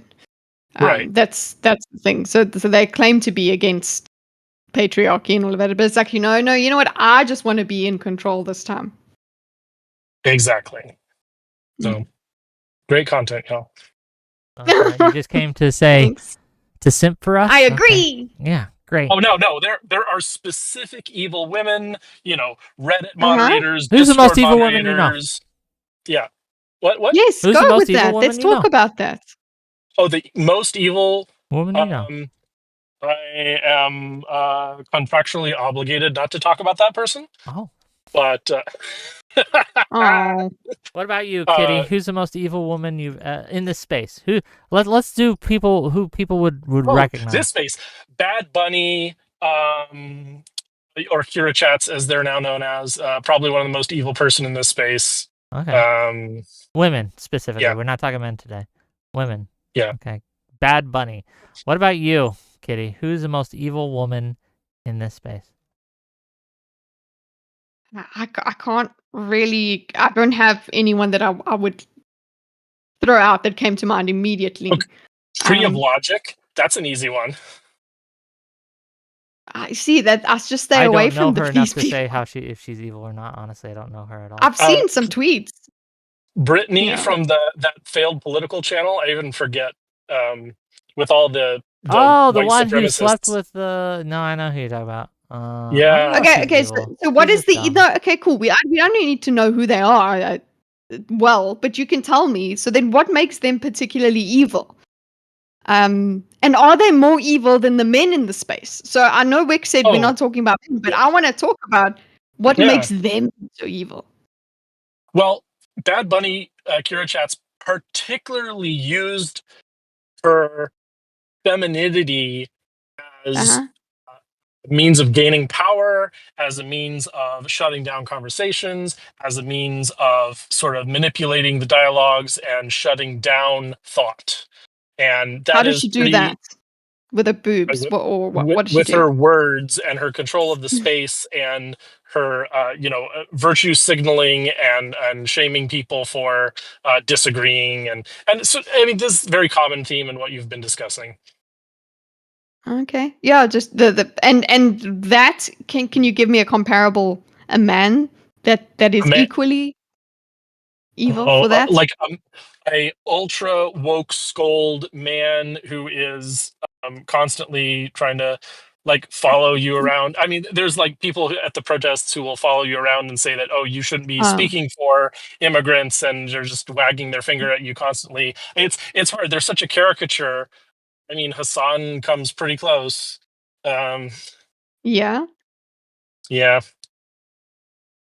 Do you agree he uses or disagree his looks with to advance evil. Hold on, Kitteh, you've asked him, but I'm curious if you agree or disagree with his statements here. What do you think? I'm seeing the repetition of the idea of this insidious thing that the woman using what her particular powers that are so foreign to a man, or at least feel foreign in a certain way. They see it seems very evil because it involves such thought and I don't know. Well, wiles. It is it's evil to turn these structures of liberation, feminism, and turn them on their head for individual gain. Like Mike from here we go. Worse than Hassan, Mike from PA. Ultimately only about promoting himself. Only about promoting his own success within this space. Reprehensible person. Okay. Daedalus says that the most base woman in this space was Lav to fight him. Look, Lav said she was going to come on today. She tweeted at me that she was coming on today. Haven't seen her. She just doesn't like me. She's welcome if she wants. We will hear her opinion. Lav is, I'll just say it. Lav is often pointed to as an evil woman in this space. Empath Chan, someone told me the other day, was an evil woman in this space. Let's see, Taylor Lorenz, someone in chat was saying that. Evil woman in this space, even though he doesn't know if it counts as this space, Taylor Lorenz. I think it does. Fair enough. I want to ask, what is more evil? So we've got people that are self-promoting, trying to get themselves ahead, right? Is that more evil or less evil than somebody who's trying to get an agenda ahead? This is like where... or does that not exist even? It's always about an individual. It absolutely exists. And this is basically the law of large numbers and the structures of capitalism, society, patriarchy, whatever you'd like to say. Or if I'm going to be super anti-woke, it's just the bell curve. It's that the top 2 to 5% of men will be stronger than any woman on earth. And the most 2 to 5% most evil men in the world will be more evil than any woman probably ever. I mean, maybe there's some outlier that is ultimately evil, but it's I mean, come on. An Austrian painter out there has kind of blown that for the rest of you. So, yeah, don't try. Please don't. But there you go. You only think the top 2% of men are stronger than women? I don't know. I'm not that obsessed with sports, but yeah, top 2 to 5%, I think, is sort of what is the hand wavy estimate. Yeah, that you can be sure of that. Yeah. The strongest the strongest woman in the world, let's say like 6'3", 250 pounds power lifter is going to be stronger than a hell of a lot of men who have trained. That's what we're comparing. We're talking about bell curve. Okay. Real math. The farthest outlier of outliers of women versus just a top percentage of men. There does exist a woman who is fantastically powerful physically, way more powerful than anyone I will meet one-on-one in my life. I just want to see that. I just want to see that. Mommy, please, yes. Muscle mommy, crush your head took with a her turn, thoughts. Seattle. Let's take a turn. What are we talking about here? Hey, you don't know me very well, then. Any thoughts or any more questions you want to ask Seattle here? Yeah. I'm really sorry that I'm not going to make your Friday segment, but yeah, I got opinions. I got stuff to chat about. Our Friday our Friday segment, for those of you who don't know, is we're going to be having a discussion on hookup culture. Is it good? Is it bad? Is it neutral? Yeah. What? So I know what you think, Seattle, but what do you think, Kitteh? Hookup culture, for or against? Bad. Don't do it. Why? Don't do it. And that is part of my problem with feminism, trying to like I started off with feminism trying to make women think that they can operate like men. They expected, or that they expect this of themselves, and I had this complex that I'm supposed to be that way because I've wanted to show the boys that I can be like them, and it just it doesn't work. I suppose for some women, casual sex is the thing, and they're okay with it. But I would say for most women, they're lying to themselves. I think you can do it. You just have to have proper boundaries. I have to be dating someone who is, on a little more of the progressive side, and it has very, very good boundaries about how they date and how they go about dating. And it can work, and it can be liberating, but it is not easy. Yeah, I guess. But why isn't it easy? Oh, well, so in this, third wave feminism world that we live in, everyone wants sort of immediate physical access. Men tend to want immediate physical access, and women in that arena will need to be very careful about boundaries, very careful about, okay, I need this amount of communication or this kind of emotional relationship before I can get into bed. And you can have more than one partner. I'm talking about polyamory, relationship anarchy. It is possible to do this, but you also have to sort of set your boundaries about what kind of a social bond and a support bond that you're expecting. But with hookup culture, the way that I see it is that there is very little with a hookup. There is very little required. By definition, a hookup is just quick stuff. We don't need to have that much of a social a connection or whatever. We just have to want to fuck each other, and that's fine. And that's just how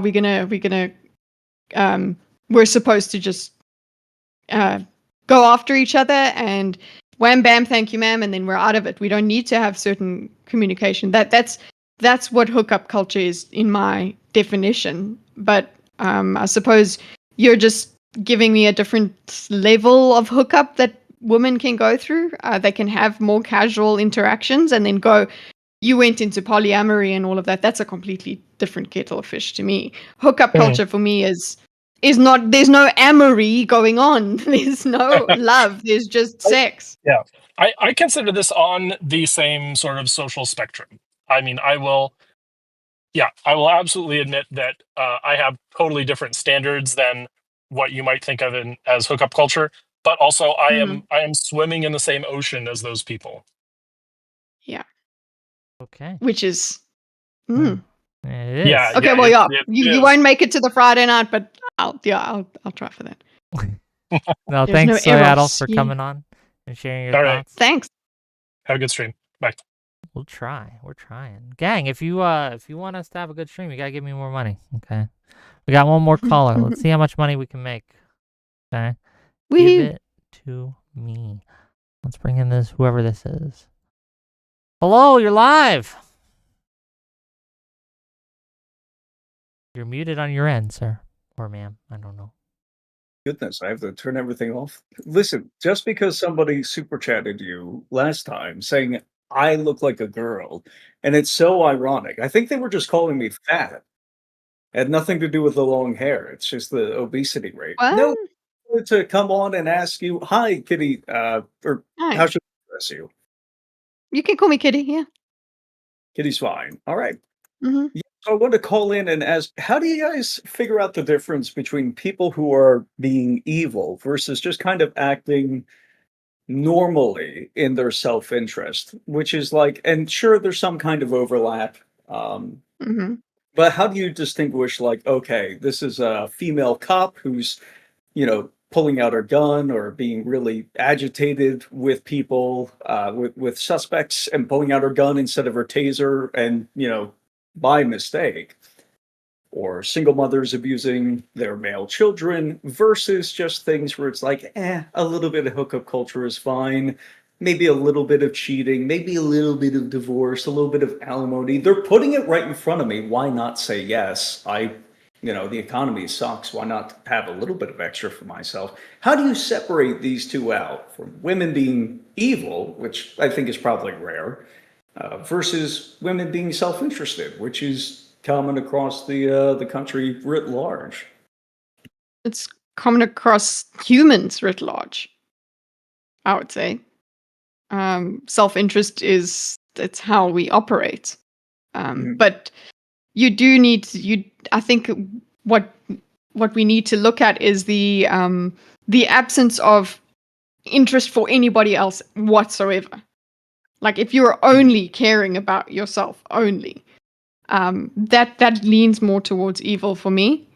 Whereas if you're considering other people, the goodness of people in your circle, that's less evil. Let me just ask you a question, Ash, okay? Just to test your evilness here, okay? Self-interest. Do you think that's necessarily evil? Do I think that self-interest is acting in your own evil? self-interest? No. Necessarily evil? Okay. No. But it can be, No, correct? no. There's a little bit of overlap. Okay. A little bit of overlap. So if I said, hey, I'll give you $20 to make Kitty cry, would it be evil of you to accept that $20? I don't know I should have done more research beforehand. How evil is Kitty? But you could make me cry. There's ways you could find to make me cry, right? Absolutely. Would it be evil of you to accept that money, not knowing Kitty? You don't know anything about Kitty more than you know right now, right? You just see her, okay? I'm saying $20, you make her cry live on stream. Would it be evil of you to accept that money and carry that out? Yeah, I think so. Yeah, me also too. Against my self-interest. It's $20. Oh, well, okay, then how there exists an amount of money which would make any repercussions socially that you get kind of a moot point. So I understand your argument on the self-interest there. So say I offered you that amount of money, whatever that happens to be for you, where it would overcome any repercussions you would get societally and culturally, and from any pushback from online people. I offer you that much. Is that still evil to accept it? I think so.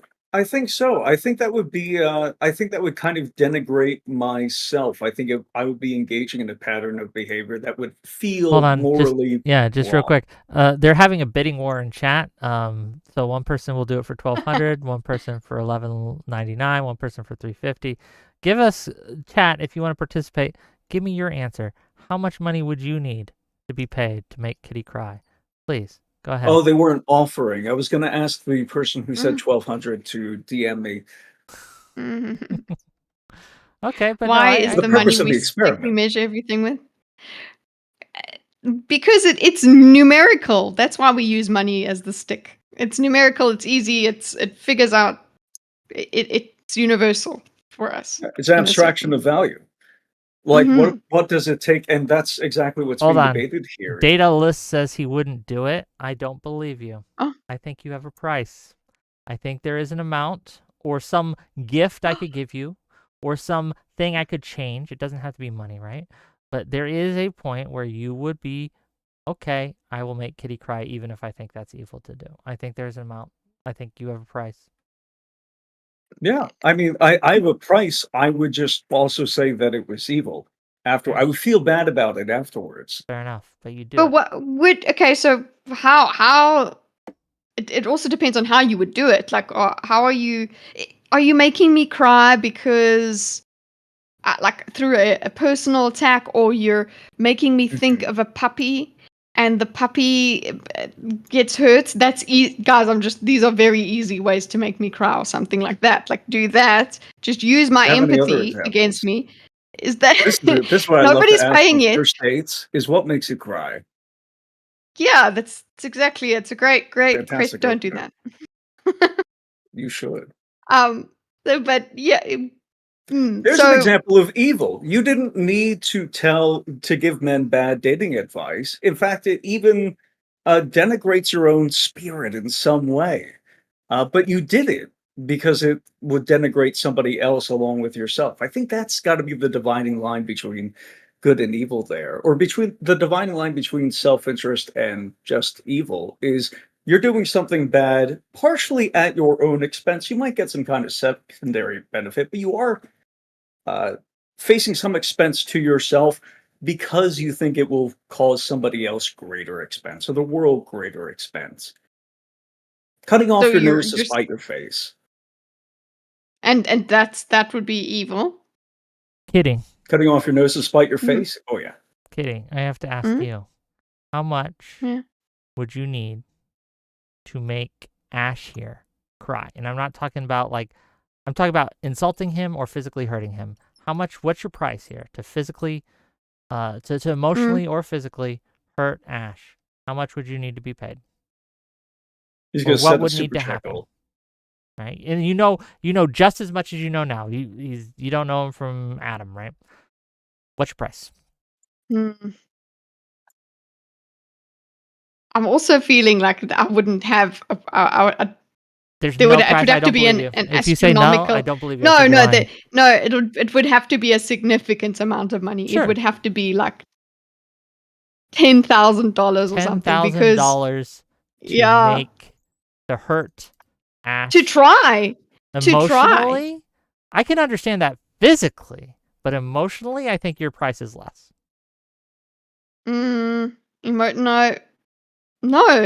I think he just has to make you mad. And then you'll do it for free. What? Good point. Make me mad? Yeah, I think all he has to do is make you mad, and then you'll do it for free. Yeah, I suppose. Because he would have to hurt me, and then I would hurt him back. No, make you mad doesn't necessarily mean he hurt you, right? It just makes you mad. That's hurting me. That's hurting my mental health. It's making me angry. Hold on. Yes. If that is hurting someone, me saying an opinion that I truly believe, right, makes people mad. Am I hurting them? I don't think I am. Are they a woman? No, you're making me upset. If so, yes. You're hurting me. You're making me dysregulated, and therefore, no, fine. You're right. It's you're inconveniencing me. Sure. And that's also not nice. That makes him worthy of being hurt in your eyes. Yeah, it might get him hurt because I don't have control over what I'm saying at that point. Well, that's my excuse at least. Is that I'm lashing out in anger. So I'm going to find the worst things that I can say to defend myself, I suppose. If we're looking into me as my worst behavior, me on my worst behavior, I would just be saying stuff. But 10,000 to physically hurt him. Got it. Manta said she'd do it for way less than 10,000. Yeah, again. Whoa, to physically hurt him? Yeah. What do you mean by literally, if I break his finger, if flicking someone can hurt them? Break his finger. What? Break his finger. No. Probably like crushing your car into me. You wouldn't even have to do it intentionally. That could be like a. Well, no, you don't have to like shatter the bones, but just take in the finger like this and. No. If I was because that is committing a crime. It's assaulting someone. Let's say it wasn't a crime. Okay. We get into car accidents all the time. How much That's money not, would you need? What's your price? And if it's not $10,000, what's your price? What's your price to break his finger? No, to break. No, that's the thing. I'm okay with like slapping him. Oh, and that level like of hurt. hard slap. It's way more harmful than running a car into me. Objectively, if you run a car into me, I assume it's just because I could assume that you're just a bad driver. But if you're slapping me, that has some kind of like emotional intent. It's very. How hard can you slap? No. There's no other way to say it. Even a little bit. My hand. I don't know. I mean, I'll try. Okay, you'll try. I don't know. If $10,000 isn't enough, how much is to break his finger? 100,000. Some guy comes up to you, $100,000 he would have in to a sign suitcase something that he say break his finger. 100K. But then no, I would like seriously. Like people said in chat, like we share it, so it's like he's involved money, too, right? Mm-hmm. Yeah. Okay. Yeah. Okay, then I would feel obligated to give him money. I would. He's involved. And I would need his consent, and I also would need him to be incentivized so he doesn't sue me. And I have to spend all my money on. Well, no, let's trying assume to get myself. Would that be evil because I he need will the never money, know. So okay, hold on, just real quick, Ash. He'll never know. He'll never find out who did it, right? We're gonna take that off the table here. A man comes up to you with a briefcase, and in that briefcase is a certain amount of money. What is the lowest amount of money you would need to be in that briefcase? Again, he's not going to ever know. You'll break his finger while he's sleeping. I need to know how he's going to heal. How long is this going to... Is he left-handed? Is he right-handed? Am I breaking his... You get to choose a finger. You pick a finger that is on his body, and you break it. Okay. Yeah, okay. I don't know. Middle finger. Doesn't matter. No, I'm just thinking about That's how they respond to like, "What do you want for dinner?" By the way, what yes, she's doing that's right exactly now what. Yes, I don't know. I don't know how I feel. Think about it. You're waiting for Wick to suggest like index finger left, and then like you can say no. What I'm actually thinking about is. So we spoke about a line of respect, right? And we spoke about sex work and things like that, and crossing a line for getting money for selling your body. Okay, that was a problem for me. And now breaking somebody else's body is supposed to be okay to me. Not okay. You don't have to be okay with it. It's just you will overcome your moral qualm about doing it or X, whatever that is. Jesse S., thank you for the tier 1 sub. I really don't. You would have to test me literally.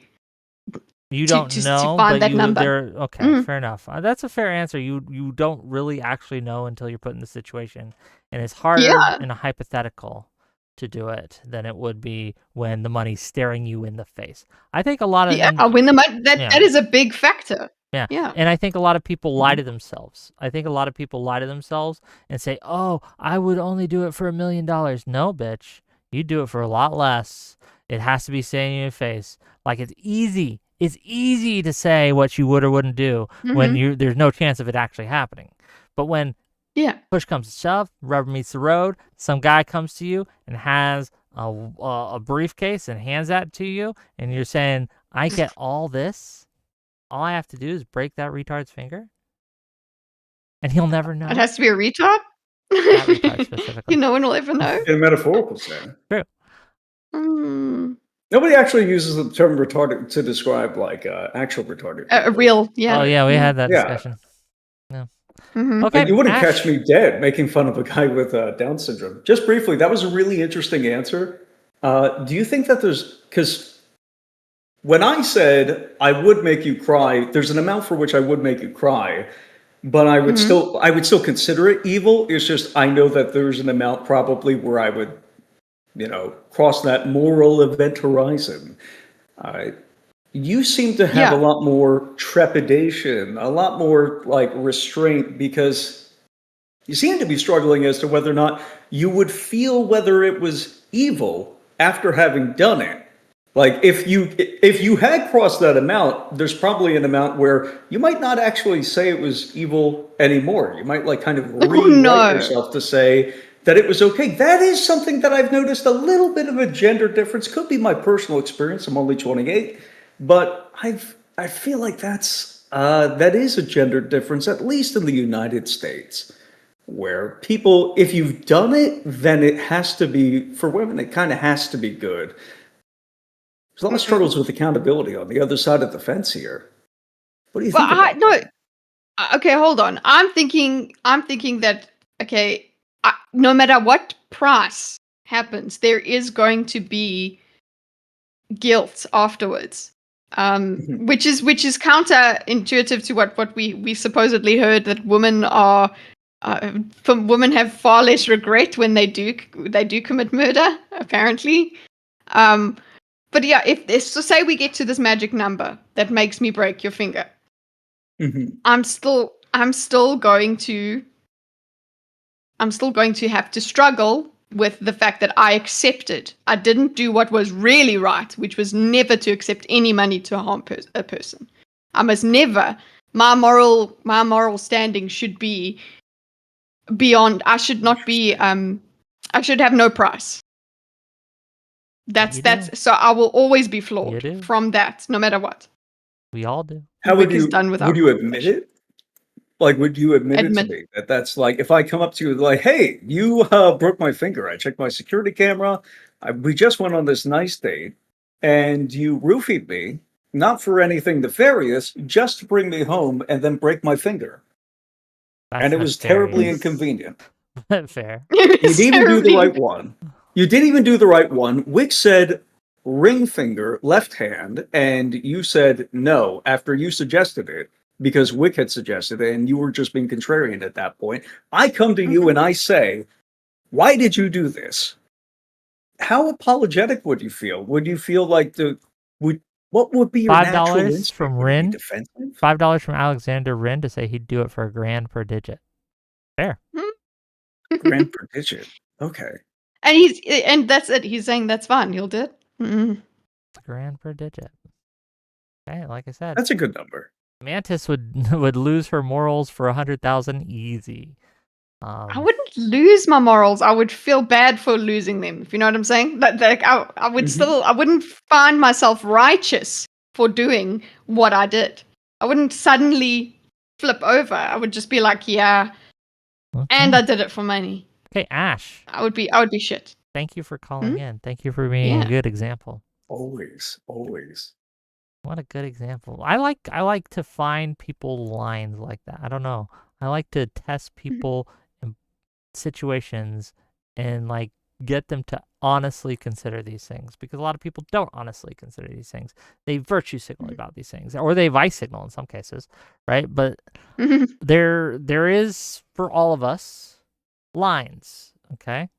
And there are incentives that would make even good people cross those lines. And it's not always money. Like, there are things that I would never do, but if I did that, I would save someone I love, then I would, right? Like, there are lines that I would never cross, except.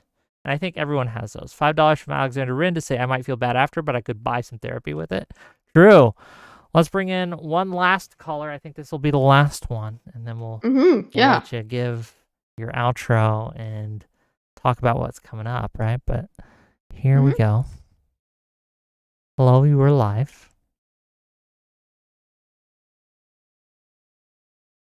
Hey, yo, what's going on? Oh, not much. How you doing, guy? All right, well, I saw the title of the video when I was on my way home from work. So I was like, oh, man, that reminds me of a conversation that I had just recently with someone from my job. And was she a woman saying and was she evil? Was she a woman? He. It was a he. Oh, it was a he? Okay. It was a he, yeah. He was talking about how he felt like when a woman is like vindictive, or when they are angry or upset or looking for some form of like retaliation, how they can be like extremely evil. and even above that when it comes down to just like how they reject people and things like that. And one, I found it funny because he's short, so I was like, oh well, that's obviously some trauma. But even beyond that, I was like, there's some, like, in my own personal opinion, there's some truth to it, but not, in my opinion, to the point where you would escalate it to like evil. I think a women's history throughout like planet Earth itself has predominantly been like almost a state of survival.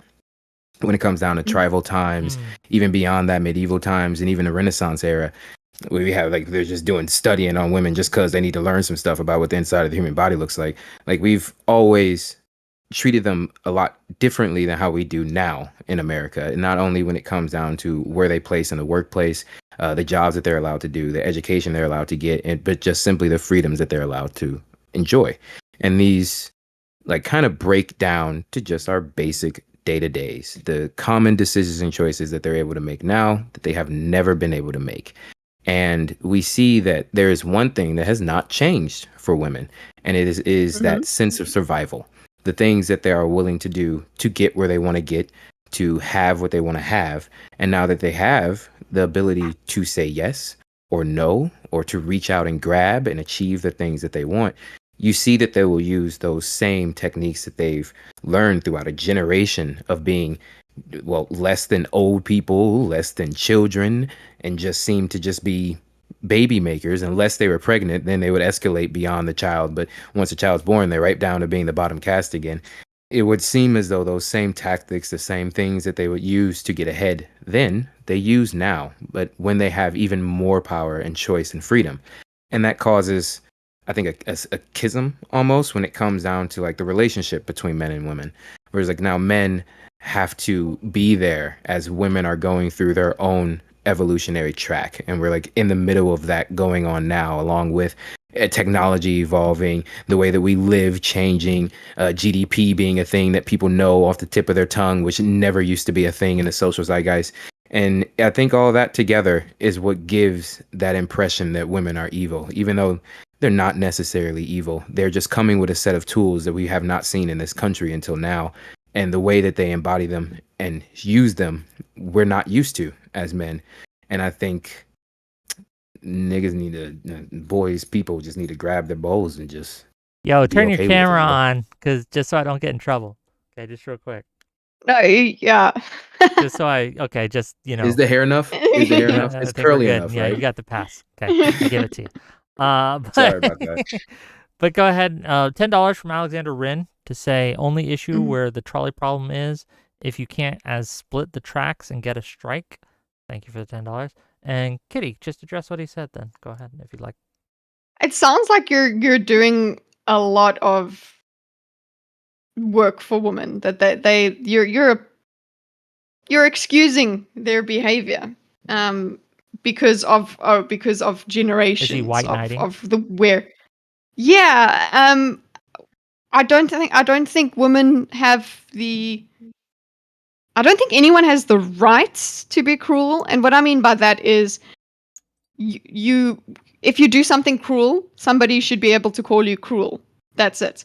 So I'm using that word cruel instead of evil, because evil, if we really go really deep into it, we could talk proper crime and things like that. But being mean is, I think that's why people go, oh, women are evil. It's a way to just say women are being mean, and that's horrible. I feel like you shouldn't be lowering your standards for them. Being an asshole, no matter what your gender is, I think you need to. No, we don't need. We can expect goodness. We should expect goodness from women. Yeah, that's just my opinion. I would agree that we should expect goodness from people in general. I just think expecting goodness versus what you will actually go out in the world and experience are completely different things. It's one thing to live your life and just be like ignorant of the way things work, and it's another thing to just be like, okay, this is what's going to happen, and I just have to find a way to live with it. I don't want to make excuses for women whatsoever. women in my life that have done that to me, that will manipulate me, that will use the fact that I was a young boy and the only boy in the house to get me to do literally anything because they didn't want to get off the couch or lift a finger. And I understand where that comes from. I understand the mindset that they have and that they were able to use to get away with that. But it's the woman's ways in which they're able to do it. And a man has their ways in which they're going to make you do it. My father would literally just be like, do it. And if I would even dare to say no, he'd pump up that chest and I'd be like, all right, I got you, big fella. So everyone has their own strategies for how they do something. I just think to call something that is innately not evil is ridiculous. To say that yes, it can be cruel or yes, it can be manipulative is a thing, and we have these words for a reason. You use those words precisely. You point out that that's what's happening. If you're going to sit here and say it's evil, then I'm going to keep coming at you unless they have shown something that says that this person is evil, so now their actions are also evil. I don't want to call someone evil because they've done one thing wrong or one thing that I would say might be evil. That's just seems a little bit weird. But I definitely don't want to white knight for nobody. I just think we are all we've as different sexes, we've evolved differently for the state and the world in which we've lived. Women have evolved in a way in which they've always scrapped for what they got. If they didn't scrap for it, they didn't get it. And now they have the freedom to not only scrap for it, but use the tools that they have at an advantage against men to take it. And when men do it to other men, we have no problem with it and we don't call it evil. When women do it to other women, we'll call them catty and we have our words for it. But we also probably still, as a men, won't get involved in it. But when a woman does it to a man, then the argument changes. And it only changes because now they can. So how are we going to deal with it is my whole thing. Now they can, why? What do you mean by now they can? Well, because now it's very much so different from how it used to be before. So we can start off with just simplistics as finding like courtship, for instance. You meet someone out in the day and the traditional lifestyle, more often than not, you bring that person back to your father. They vet them and they predominantly say yay or nay. In extreme cases, you don't bring anyone home. They bring them to you and they say yay and you cannot say nay. Now you have more of an option. You have more freedoms. And due to like female natural kind of like survivalism, you're looking for the person that can help you to survive the best. You're looking for money. You're looking for strength. You're looking for security. You're looking for mental fortitude. You get to choose that now. So when men go on dating apps and it's just your average Joe versus the person that has that for you, are you going to try and go to a 5-star restaurant to have a one-night stand, or are you going to go to Chipotle to have a one-night stand? You're probably going to try to go for that 5-star restaurant, and you're going to do every single thing in your feminine, wily ways, whatever they might be, to get there. You're going to post that picture with your boobies out. You're going to sit there and strut. You're going to say the cursey stuff. You're going to smile like you're smiling right now because you know that these are the things that you can do. You can do that before. And what they do now is they open up a window in which men who are not getting that attention now have reason to call you evil. Is it necessarily evil? No. It's just the reality of the world that we now have to live in. You have choice, just like I have choice. You're going to do it and use it however you want. But we find that it flatlines after a while. Like once women hit like past 26, 27, they hit their 30s, they're not doing that most of the time anyway. They're going for what's convenient, not for just what they want. And most men do the exact same thing. By the time they're 30, they're going for what's convenient. Everybody settles. Not always what they want. But they're not on a higher ratio by the time they're 30 plus. It's not the same ratio as it is from 20 to 22 or from 24 to 27. Okay. I don't know. I can see what you're saying. I can. But it still does seem like yeah, like you're carrying a lot of water for women. And also ignoring the fact that men have also every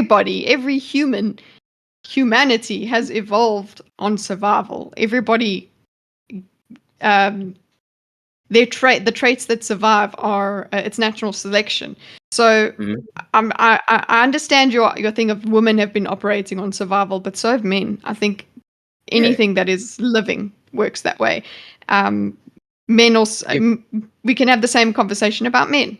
What's happening with them? But I like that idea. I'm interested in that idea of women evolving further socially. I do feel like they've had a lot. They have had more. They have had choice. I'm of that. They have sexual choice. Especially when. Yeah, when you bring up the father thing and the arranged marriage thing, then I can understand. But there's still this thing that the woman needs to like you. It's the fact that the woman likes you somehow is an achievement. I don't know. That seems to be an evolutionary thing. When women like you, that's power. Okay, as a man, it's currency. It's social currency. The more women you get, the more manly you seem. That is a thing that's been a thing. The more women are interested in you as well, because that's one of the ways that people would say women. Right? Mm-hmm. Oh yeah, don't you dare walk into a room and you got that ring on, you're handsome, you know how to dress, all of a sudden everybody wants to talk to you. They all looking at you up and down. Look at that man. You'll never be approached more as a man than when you're in a relationship. And people know you're in a relationship. It's for real. That's just true. And it's fine. No. There are women it's like women be it's a thing that they want to conquer. Yeah, exactly. they just want to conquer. We want to be better than the woman that you have. True. So that's why they go for you, because they're like, oh really? Let's see what I can make him do. True. That's when it's evil. True. And women are evil, gang. We've solved it. Thank you, Guy, for calling in. We're gonna let you go now. Thanks. See you later, buddy. Oh, that's why he wants in, but I don't know if I can do it, man. I don't know if I can do another call. You're out. Yeah, I'm almost. Yeah, it's almost 6 a.m. Yeah, I need to go and work out. Yeah, you gotta get her her muscles and things like that. Stay fit, stay toned. Okay, so here's what we're gonna do. Gang, if you've enjoyed this show, if you've liked what you saw, hit that like button, hit that subscribe button. If you're watching this on Twitch or Kick, hit that follow button. All these things helps the algorithm. If you are so inclined and you want to help me out, I'm passing the hat around. Throw me a couple bucks, throw me a gift sub, throw me some bits, throw me some memberships, throw me some super chats. All these help. Super thanks, all those things. But I'm going to give the mic right after this to Kitteh, and Kitty's going to tell you where you can find her. The link to her stuff is in my chat, but she's going to just kind of sell herself a little bit to you guys, and I hope that you will actually give her a follow, actually give her some attention, actually give her some love for tonight. She stayed with us well past her bedtime, and thank her for that. What do we got coming up? We got coming up tomorrow at 3 p.m. Eastern, so a little earlier than I usually do. I am going to go on the Sitch and Adam show with Tali, my co-host, and we're going to talk about all sorts of things. It'll be fun, so check us out, Sitch and Adam. Thursday, at 9, so way later than I normally do, right? We're going to go on the Raging Tomato, and I'm going to fight the world about Iran and ICE, and it should be fun. Then on Friday, 6 p.m. Eastern, we have a debate on hookup culture between Irrelevant and Zed KitKat, and Kirby Phone and Tuna Chip. So tune in for that. But here's the mic to Kitty. Kitty, close us out. Thank you very much. Yeah, this has been really fun. That's why I've stayed the whole time. I haven't gone back to bed at all. I will not apologize for agreeing with everybody. Sorry. Never mind, I just did. But if you would like to experience me a little bit more contentiously, I suppose, head on over to my channel. I tend to argue with myself a lot there. Yeah, if you've been okay with the discussion, my responses today, come on over. What I do on my channel is I tend to just get into things in unnecessary detail. But if you're into that, come along. I sometimes, most of the time, I diagram debates. So I try and figure out I actually map debates. I think that's what we should call it. But I map them so that you can move around a conversation and visually see somebody said something here and it's connected over there. Unfortunately, it's called spurging out or things like that. That's what people have said. Yeah, try and just come around and hang out. I stream for a long time when I do these things live. I'm trying to get into creating summary videos for those of you who are not interested in long streams, but I have some idea that I think this audience is okay with long form content. So yeah, that's about me. It's good for visual learners, says Zerofux. Yes, absolutely. Check her out, gang. She's great. Thanks. She's awesome. Give her a follow. Thank you for being here. We're going to let her go now, and we're going to raid out to Prime Kai. So bye-bye, everyone. Bye-bye.